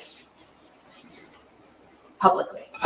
I don't recall it, but if I can explain, I think I do know that there was media was there, but I don't recall it being released anywhere, if that makes sense. And I'm not suggesting that law enforcement released that location. Obviously, you talked about the social media posts, Yes. that there was a lot of information coming into you and your department.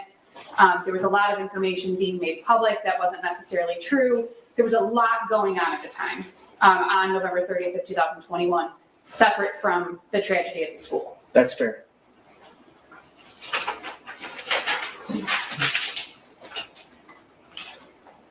You said that on December 2nd of 2021, that you and the prosecutor's office were having discussions about possibly charging James and Jennifer Crumbley. That's correct.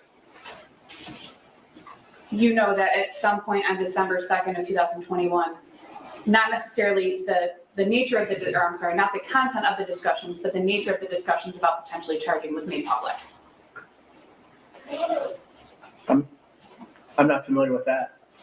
If you recall, there were media reports and information put out into the media that James and Jennifer may be facing charges. That may be true. At that point, I was completely involved. Like, there was things that came out in the media that people tell me about today I have no idea about, because I wasn't.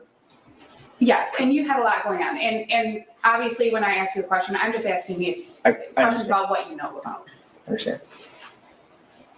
You knew on December 2nd, you testified today that you knew on December 2nd of 2021 that James and Jennifer Crumbley were not staying at their residence. Yes.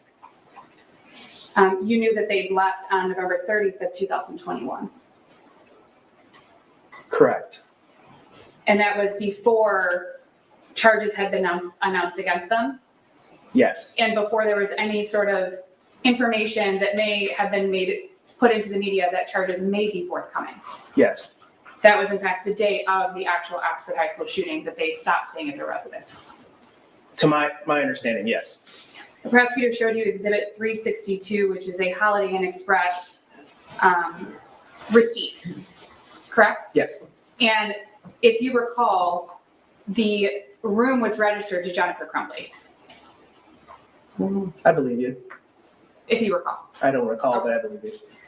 You know that at some point on December 1st, James and Jennifer left.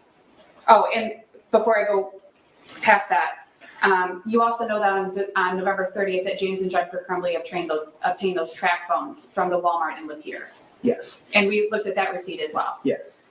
And you testified that you learned during your investigation that there was a conversation either with Detective Sergeant Brian or Lieutenant Marsden about James and Jennifer obtaining those phones. Yes. And the purpose was because they had given their phones to law enforcement and they didn't have any way to communicate with people, if you recall the information they were given. They were taken in a search warrant. Whether they gave them to, I guess, is subjective. But yeah, we obtained them, and it's my understanding the advice given to them, which again isn't uncommon, is that purchase some track phones so you could maintain communications. Exhibit 365, you know that on December 1st of 2021 that James and Jennifer left that Holiday Inn in Lapeer and checked into an extended stay in Auburn Hills.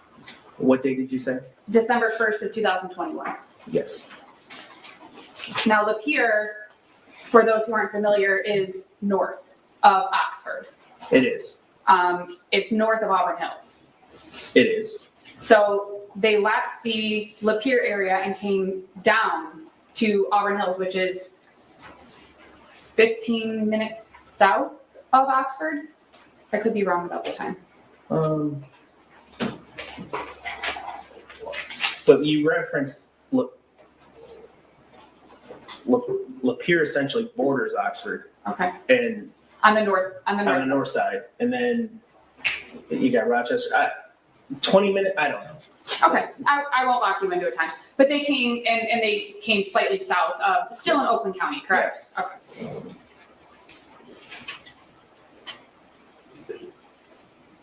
You noted specifically that there was an Auburn Hills Police Department across the street from the extended stay. Yes.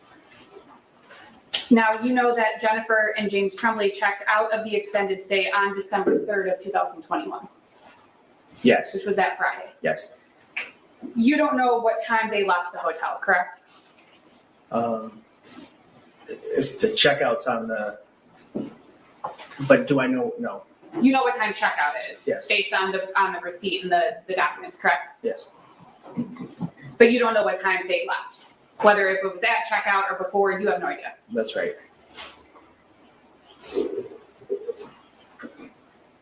At some point on Exhibit 368 is the T-Mobile receipts from the T-Mobile in Owasso. Okay. Those are dated December 2nd of 2021.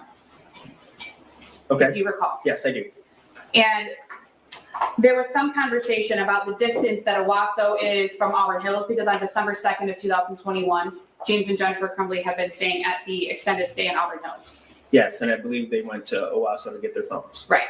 They drove to Owasso to get their phones and then went back to the extended stay, from what you understand. Yes. So they didn't stay in Owasso, correct? Overnight, to your knowledge? No. Now, you're aware that after the Oxford High School shooting, there were a variety of reactions and emotions to what occurred at Oxford High School. Yes. There was terror. From whom? Anyone at the school. More than likely. There was anger. Are you I'm just speaking talking in general. In general. I would guess after an incident like that, every emotion imaginable could be right put out there. You're aware that once the identity of the shooter at Oxford High School was made public, you were also made aware during your investigation that a lot of that anger, or some of that anger, was directed toward the parents of the shooter, James and Jennifer Crumbley.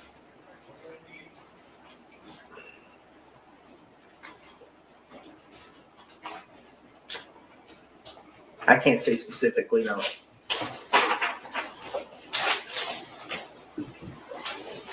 Exhibits 371 and 372 were the videos from 1111 Bellevue in Detroit. You noted that there was a difference of 22 minutes on the timestamp on the video from the actual time. Yeah. Okay. Yes. So the video was 22 minutes ahead of what the actual clock time was, if you recall. I think that's right. Okay. The video, I believe it's 371, shows that James and Jennifer arrived at approximately 10:59 a.m. at 1111 Bellevue. Okay. And that was prior to the swear-to that you testified was conducted at noon. That I believe it was around noon, correct? Okay. And again, I'm not asking you to lock in on the exact time, if it was 12:01 or 12:02 or whatever the time may be, but 10:59 is obviously before around noon. It is.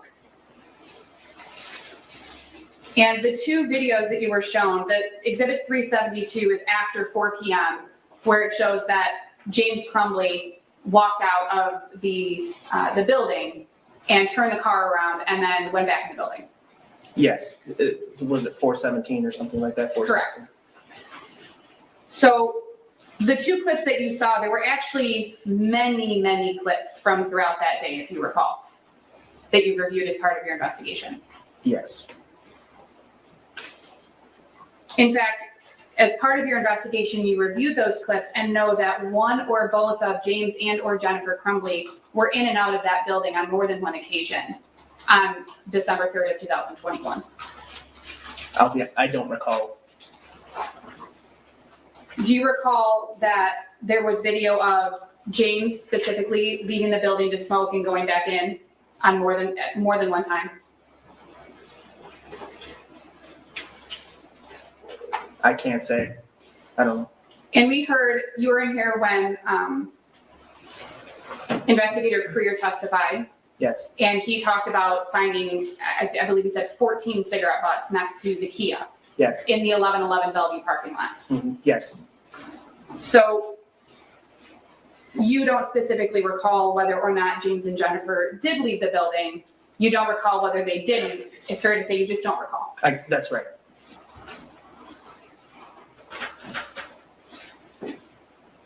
You testified that at 4 o'clock, a judge ordered James and his wife to turn themselves in. Yes.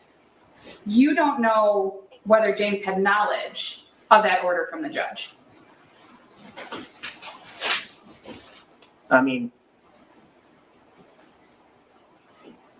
it's safe. I mean, there's some evidence in my mind that points to that he's aware. You did not see anything in your review of the case and of the evidence that you've obtained in this case to suggest that James was not going to turn himself in. And I'm not asking about anything that you've seen that you may or may not be able to talk about, but I'm asking specifically, you haven't seen anything to suggest that they weren't going to turn So themselves not in. to object to the form of the question, you can't try to pigeonhole a witness if he has more information and then limit the answer in his base of knowledge. Well, it was kind of a long question too, so, but you're specifically asking him. Your Honor, I'll rephrase my questions a little bit because it was multiple questions. You asked, and we heard the testimony, you asked retired Sergeant Hendrick to locate James and Jennifer Crumbley on December 2nd of 2021. That's correct. That was on the date that there were discussions about potentially charging James and Jennifer Crumbley. That's correct. On December 3rd of 2021, they had not been located at that time, earlier in the day. What time? Before dark. No, they weren't located. They were To my located, knowledge, they weren't located. right. To your knowledge, they were located later in the day, and we heard the testimony about that information, correct? Yes. You testified about a video, I believe you said it was posted on Twitter, of the shooter, a Molotov cocktail or something? I believe it was a YouTube video. Okay. You have no information that James was aware of that video? No. Now, Exhibit 16 is a photograph of the backpack and contents in the bathroom that we looked at. Okay. The photo shows that the journal that was in the backpack was open, and I believe you testified that that was opened by law enforcement. To be honest, I'm not, so if I can recap that, the Michigan State Police bomb squad went in there. They arranged the items to my understanding, and that's how, the first time I saw that, that's how it was. Okay, so you don't have any specific knowledge about how that was opened or who opened it. You just know that when you saw the contents, that's how they were as they were in the photograph. Right. You identified the journal as that of the shooter because his name was in it. Yes. Among other things. Right. You said also the writing matched homework that you saw and things of that nature. The first date that you have written in the journal you testified was November 9th of 2021. I believe that's right. Okay. You indicated that there were references to incidents prior to November 9th of 2021, but you don't specifically know what the dates were that those incidents were written about. Is that fair? I think I might. Based on reading the journal? Based on everything I've read. Okay. So based on everything you have about, all the knowledge you have about the case that you learned after November 30th of 2021, you may have additional information. Yes. But looking at the journal, you can't tell from the dates. There aren't dates other than November 9th of 2021, and I think there might be a couple other ones referencing the shooting. You're correct. Okay. You testified that the journal appears to be written from back to front. So opening the front cover, there would be no writing, but if you flip to the back, then it's the 22 pages from the back forward that have writing on them. It seems that way, yes. And again, I think this is an obvious question, but I'm going to ask you. You have no indication that James Crumbley was aware that that journal existed, correct? No, I think I know, he knew it existed. That that journal existed. Yeah, he mentioned it in his counseling session that why didn't you write, you can write your journal. Right, and we heard from the counselor and we heard from the dean of students, who both testified that there was a mention of a journal, but that there were no specifics given. It doesn't say the journal in your backpack, the one you always keep with you. He didn't provide colors. He didn't provide any descriptive detail. We saw in the search warrant photos that were taken that there were additional notebooks and, could be journals in the shooter's bedroom. He references a journal. The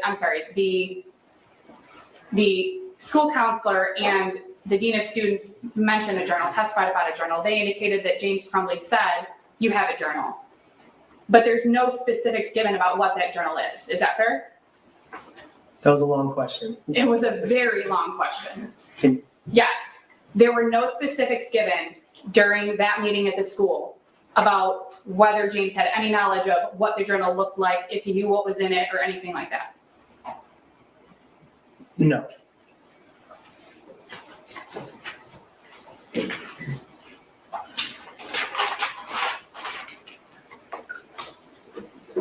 Specifically, pages 15 and 22 that we have that were admitted as Exhibit 359. On page 15, if you recall, the shooter is writing about wanting a 9mm and that he's mad because he wants to get it because that's what he wants for the school shooting, correct? Can we put it? Yes. In fact, I can hand this to you because I don't have it electronically. May I approach, Your Honor? Sure. Thank you. It's flipped open to page 15. Thank you. You're welcome. So I'm sorry, what was your question, Counselor? Page 15. Okay. There's some mention about the shooter wanting a 9mm gun. He wants it for the school shooting. And he's mad that he hasn't gotten it yet.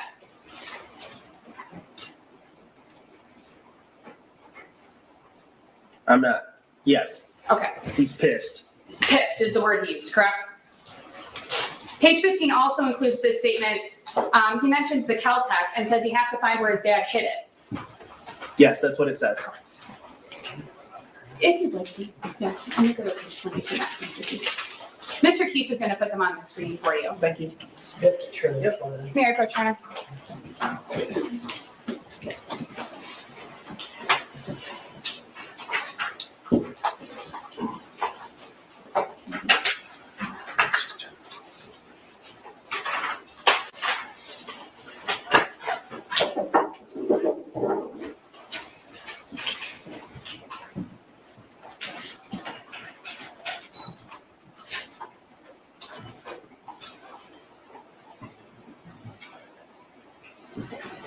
Thank you, Mr. Keese.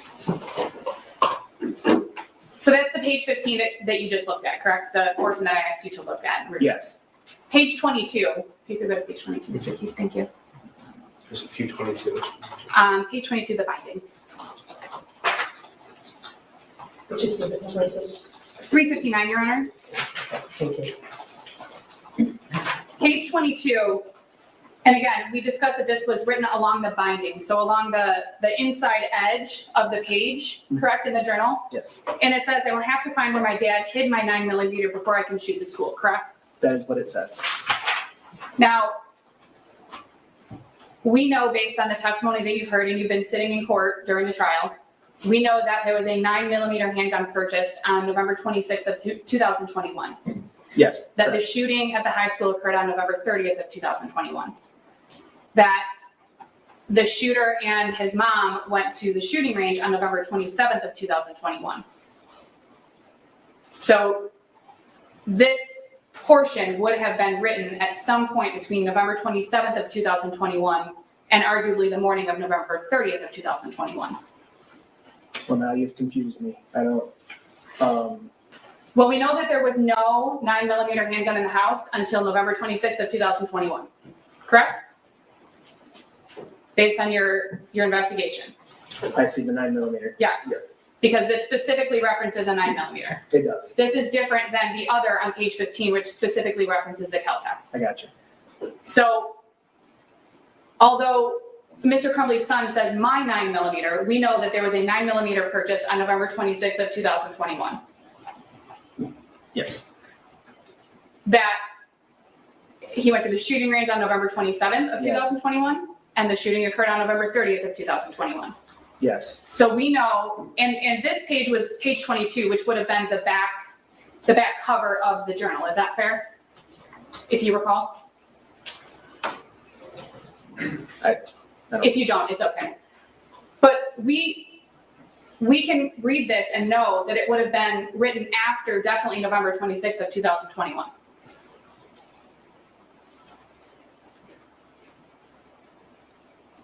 Yes. On page 3 of the journal, Mr. Cusick, page 3, thank you.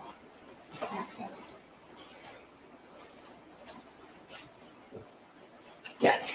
If you look at the third line of this entry, it says, I have access to the gun and the ammo. Do you see that? I do see it. Now, you don't recall seeing anything in this journal or even around this entry that says, my dad told me where the gun and ammo are, correct? Can you repeat that, please? Yes. You don't recall reading anything in the journal that says, my dad told me where the gun and ammo are. I do not. You don't remember reading anything in the journal. You didn't see anything in the journal that says, my dad showed me where the gun and ammo are. No, I didn't read that. So when it says I have access, you don't know how he obtained access. Is that fair? It just says I have access. Exactly what the words are.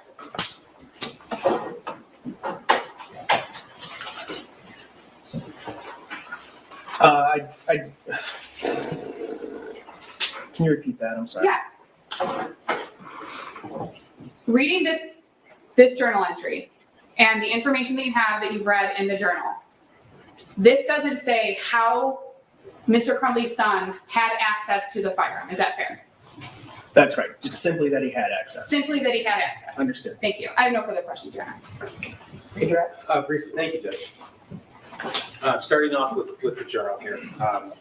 You were asked if James Crumbley knew it existed, and you indicated that you believe that the answer was that. Yes. Yes. Okay, so you were here for Mr. Hopkins' testimony as well as Mr. Ejak's testimony, of course, you're the officer in charge of the investigation. In that meeting with James Crumbley, did he say journals, plural, or journal as in singular? Just a singular journal. Okay, and there were notebooks found in the home, 112 East Knox. You saw a picture of that. But were there any other journals found? There were not. Okay. And you indicated that you believe that you can tell approximately when the journal entries were written based upon the content? Yes. Okay, so I guess we didn't really go over it in direct examination, but there was an incident on November the 4th, 2021 at Oxford High School. Was that referenced in the journal? It was. And an incident that occurred November the 11th, 2021. Was that referenced? Yes. Did the shooter reference his friend who left the state October 31st? He did. Okay. Was there any indication anywhere in the journal that the 9mm was locked up? No. Now, we saw evidence in this case that the shooter obtained access to the Kel-Tec pistol as well. Yes. Okay, and that text message was, look what my dad left out. Correct. Okay. And what we have on the screen here, page 3, first off, I got my gun. It's an SP-2022 6-hour 9mm. Second, the shooting is tomorrow. We know, of course, the shooting occurred November the 30th, 2021. So can you presume a date on this passage? So this would be November the 21st, presumably? Presumably. Okay. Second, shooting is tomorrow. I have access to the gun and ammo. And of course, we know that he did obtain that weapon. We do. Okay. And we know that the murder weapon from November the 30th was the weapon purchased by James Crumbley on November the 26th, 2021. Absolutely. Nothing further. Brief request or brief question? Okay. Very brief. And I don't mean to belabor the issue, but when it comes to journals or notebooks, you don't know what James calls a notebook, what he calls a journal. You have no idea. Is that fair? That's not fair. I do know what he calls a journal because he called it a journal in the meeting with Mr. Hopkins. Right. He said something about a journal. He did. You don't know if he's talking about a notebook. You don't know if he's talking about a journal, like a diary with a lock on it. You have no idea what he's talking about. I got a pretty good idea. He's talking about a journal. That's what I can say. Right, a journal. A journal. The reference to the Caltech that Mr. Keys just asked you about was in August of 2021, correct? He asked about the video that we saw, the text that Mr. Crumbley's son sent to his friend about my dad left it out, LOL, or something along those lines. Yeah. That was in August of 21. Can you show me? If you recall. I don't recall. Okay. You don't recall seeing anything from November of 21 in the journal or otherwise saying that Mr. Crumbley's son had access because Mr. Crumbley left a gun out in November of 21 or in the journal, correct? Ask that again, please. Sure. You don't recall seeing anything during your investigation from November of 21 that Mr. Crumbley had allegedly left a firearm out in the house and his son talked about it. This is beyond the scope of my redirection. I still don't understand the question. Sure, Your Honor. Mr. Keys asked about the text that was sent from Mr. Crumbley's son to his friend about his dad allegedly leaving the Caltech out. Okay. And he filmed a video of himself. Okay. I'm trying to clarify that that video was in August of 21. I mean, if I need to, I'll pull up the exhibit, but I was just trying to clarify with the detective lieutenant. Okay, I think if you show them the exhibit, you'll be able to say, but you stipulate that was from August of 21? Are we talking about the Caltech? Yes. Yes, August 18th, 21, and August 20, I'm sorry. August 9th. I did it again. August 19th of 21 and August 20th of 21. Okay, I can tell you what exhibit it is. Your Honor, they stipulated to the date, so I don't need to ask again. Okay. Thank you, Your Honor. I just, based on that, there was evidence that we introduced in this case that the shooter filmed a video of himself holding the 6 Sauer 9mm handgun November 26, 2021. Yes. Okay. And there were also Instagram posts of him holding that same firearm on the 27th of 21. That is correct. Okay. And I think I misspoke earlier. I said November 21st as far as this passage being written. This would actually be November the 29th of 2021. Yes, sir. Thank you. I'm sorry about that. Thank you, Judge. All right, can he be excused? Yes, Judge. All right, you can step down and be excused. Thank you, Judge. Tell me where we're headed. Judge, we have no further witnesses today. Before we officially rest, I'd like the opportunity to review our exhibit list. We had a lot of modifications throughout the case. All right. I want to confirm with defense counsel what was extracted and added on. And then tomorrow morning, we'll know for sure. All right. Do you want 9 o'clock? That's fine, Your Honor. Yes. 9 o'clock. All right. I'm going to ask you to return at 9 o'clock tomorrow morning. Please know again that during the trial, you should not read, listen to, or watch any news reports about the case. Under the law, the evidence you consider to decide the case must meet certain standards. For example, witnesses must swear to tell the truth, and lawyers must be able to cross-examine them. Because news reports do not have to meet these standards, they could give you incorrect or misleading information that might unfairly favor one side. So to be fair to both sides, you must follow this instruction. Do not go on social media, do not post, do not do research, do not discuss the case with anyone. We really appreciate your commitment to this very important job. And we ask you to hang with us just a few more days. We're nearing closings within the weekend, I would think. Remember to fill out your lunch form for tomorrow. Stay healthy tonight, and don't discuss your case with anyone. Any questions about the schedule? Any questions about that? No. We appreciate you. Thank you. All rise for the jury.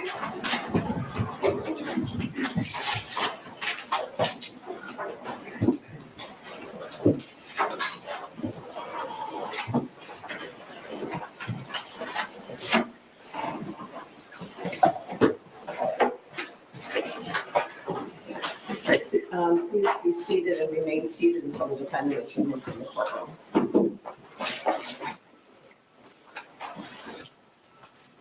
9 o'clock tomorrow, right? Thank you, Yes, Judge. Your Honor. Thank you.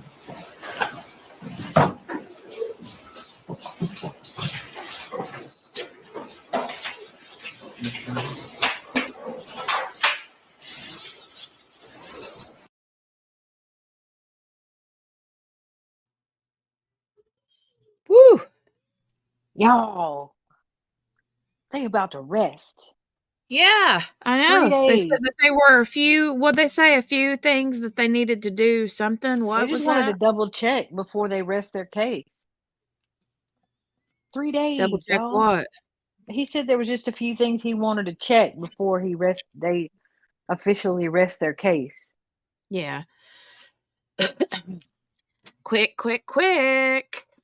I don't think they have the standard of proof on this case like they did on Jennifer Crumbley, because James Crumbley, even though she said we got him a gun and we did this and we did that, James Crumbley actually bought the gun.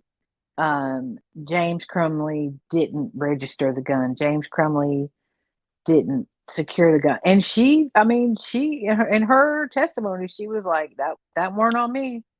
That weren't on me. That was him. Yeah. That was him. That was him. I think they had a higher burden of proof on her. Because I think her trial was like 2 weeks long. Yeah, it was longer than this. There was a lot of witnesses. There was a lot. They're like bim bam boom. You had the boyfriend. Oh yeah, you had the boyfriend. Well, he ain't got a boyfriend. I mean, I don't know, but I'm just saying. I mean, he might have a girlfriend. I don't know. But yeah, you had all the things. I just think there was a bigger burden there. Here, it's like he bought the gun, he didn't secure it, he didn't. Now the difference between him and her is she's cold. She was cold, like she was just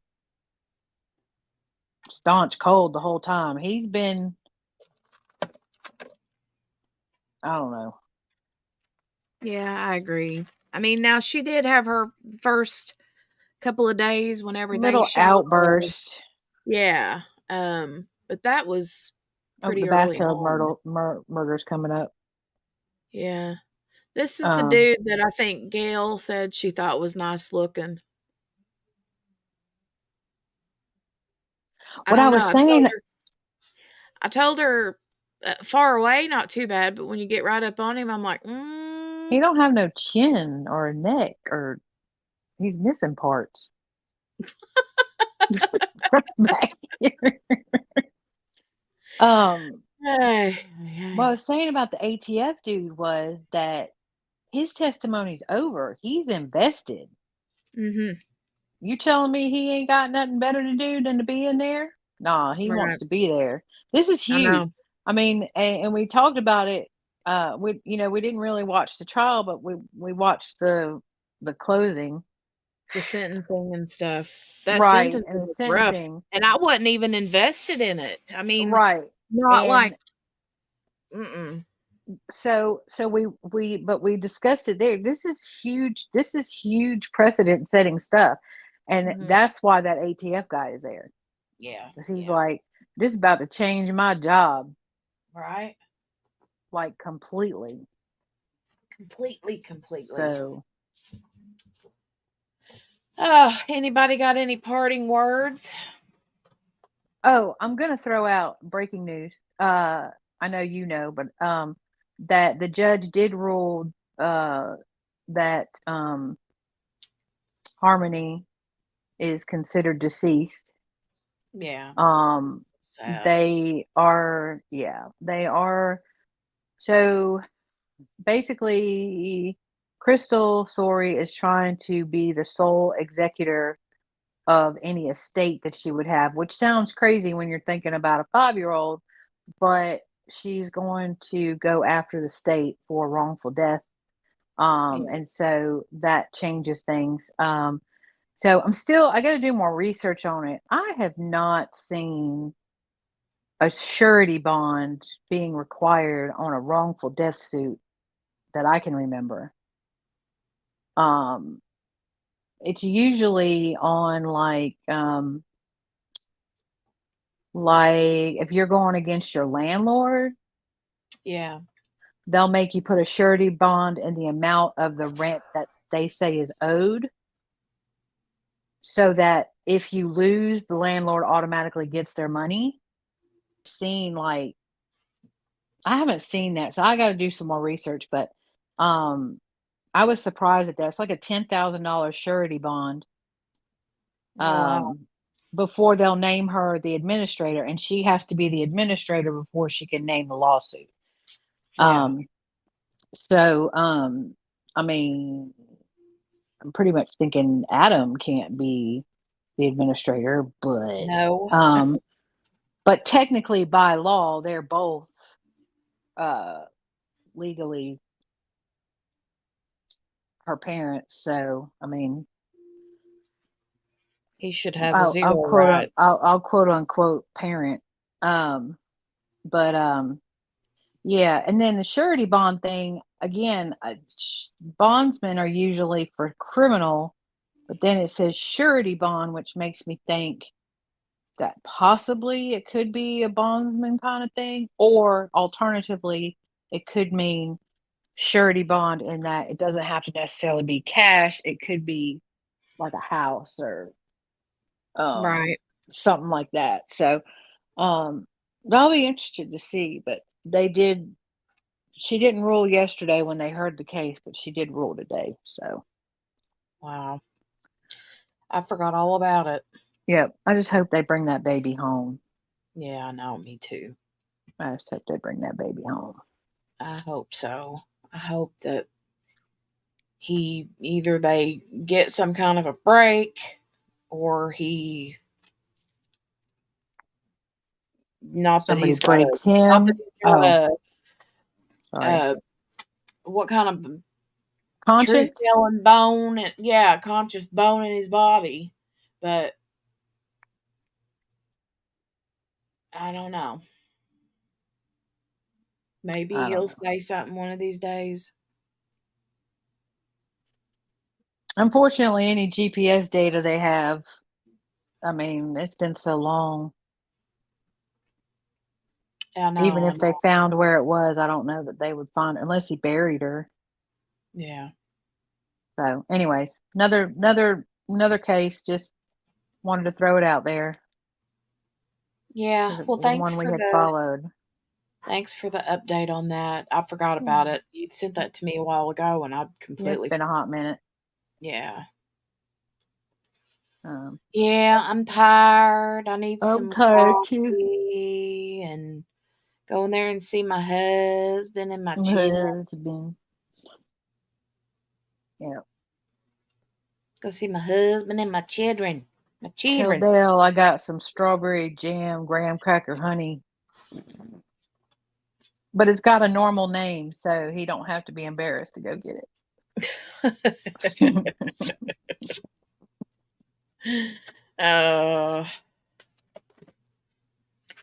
Well, QB, I guess we'll call it a day for today, and we will be back in the morning. I may or may not be on tomorrow. Okay. I will jump in and out of chat. But I may or may not. I'm not sure yet. I know I have PT, and then I've got M, and I've got all the things. So and I hadn't seen M in like forever. I bet it feels like forever. It's been forever. So she called tonight. She's like, "So you're coming tomorrow, right?" I said I was coming tomorrow. She goes, "I was just calling to double check." I said, "Ma'am." So but I will try.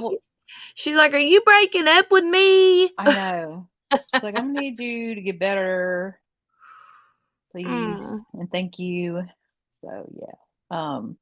So anyways, I will try, but if not, I will catch you on the replay. And no, I'm here in spirit. All righty, ma'am. Y'all go ahead and make fun of me and my Wi-Fi. Yeah, we will. You know we will. I do. So I'm gonna jump down in the chat so you can say your Southern goodbye. All right, y'all have a good night. I'll chat with you later.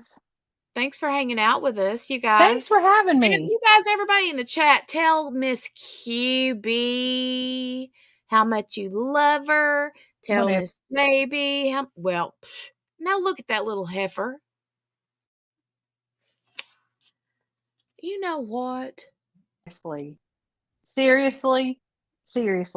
I was just sitting here saying, tell me how much you love my janky Wi-Fi. You know what? What? Ma'am? Hello? Hello? Can you hear me? Hello? What? Did you leave? Wait a minute. How am I the only one here? That's not good. Hey, What? you know what? What? Don't do it again.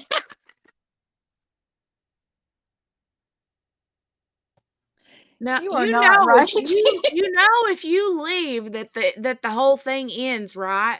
So you can't leave. You're stuck here. Wait, ma'am. You have to say your Southern goodbyes. Stop and come back. Jenny, come back. I hate it here. Oh no. I'm gonna hang up. I hate it here. I'm gonna hang up. It's so wrong. I Ma'am. hate it here. Shut up! Shut up! Shut up! I'm gonna pivot. Behave yourself. Behave yourself. Behave yourself.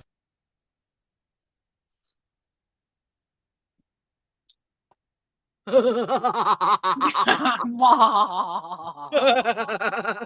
was gonna let it be dead air, but then I figured Colleen would show up, so. I know. Oh my gosh. Yeah. All right. All right, Well, ma'am. Say your Southern goodbye. get your little booty out of here, and I Yes, will ma'am. see you on the flip side. All right. Bye. Love you. Bye. Bye. She's like, I'm getting the heck out of here before she drops me like a hot potato again. Oh, Lord, have mercy. Well, you guys, it has been a heck of a day. It has been a long day. Yes, we had fun. We did. Drank lots of coffee, ate lots of virtual food, ate some cold jambalaya, ate a half of a peanut butter sandwich. And I'm tired. So I am going to get out of here. And yeah, I guess we will be back here in the morning at 9 o'clock. And maybe the defense will rest in the morning. Or, the prosecution. And then we'll see what the defense has up their sleeves. Wondering if James is going to take the stand tomorrow, like Jennifer did. So, anyway, that will be, you know what? Maybe that'll be our surprise poll in the morning. So, whenever you come in the morning, be prepared for a poll. And if I forget said poll, remind me, okay? Somebody. All right. I love you guys. Make sure to hit the thumbs up video. Hit the thumbs up on the video. All right. And I will see you in the morning. Bye.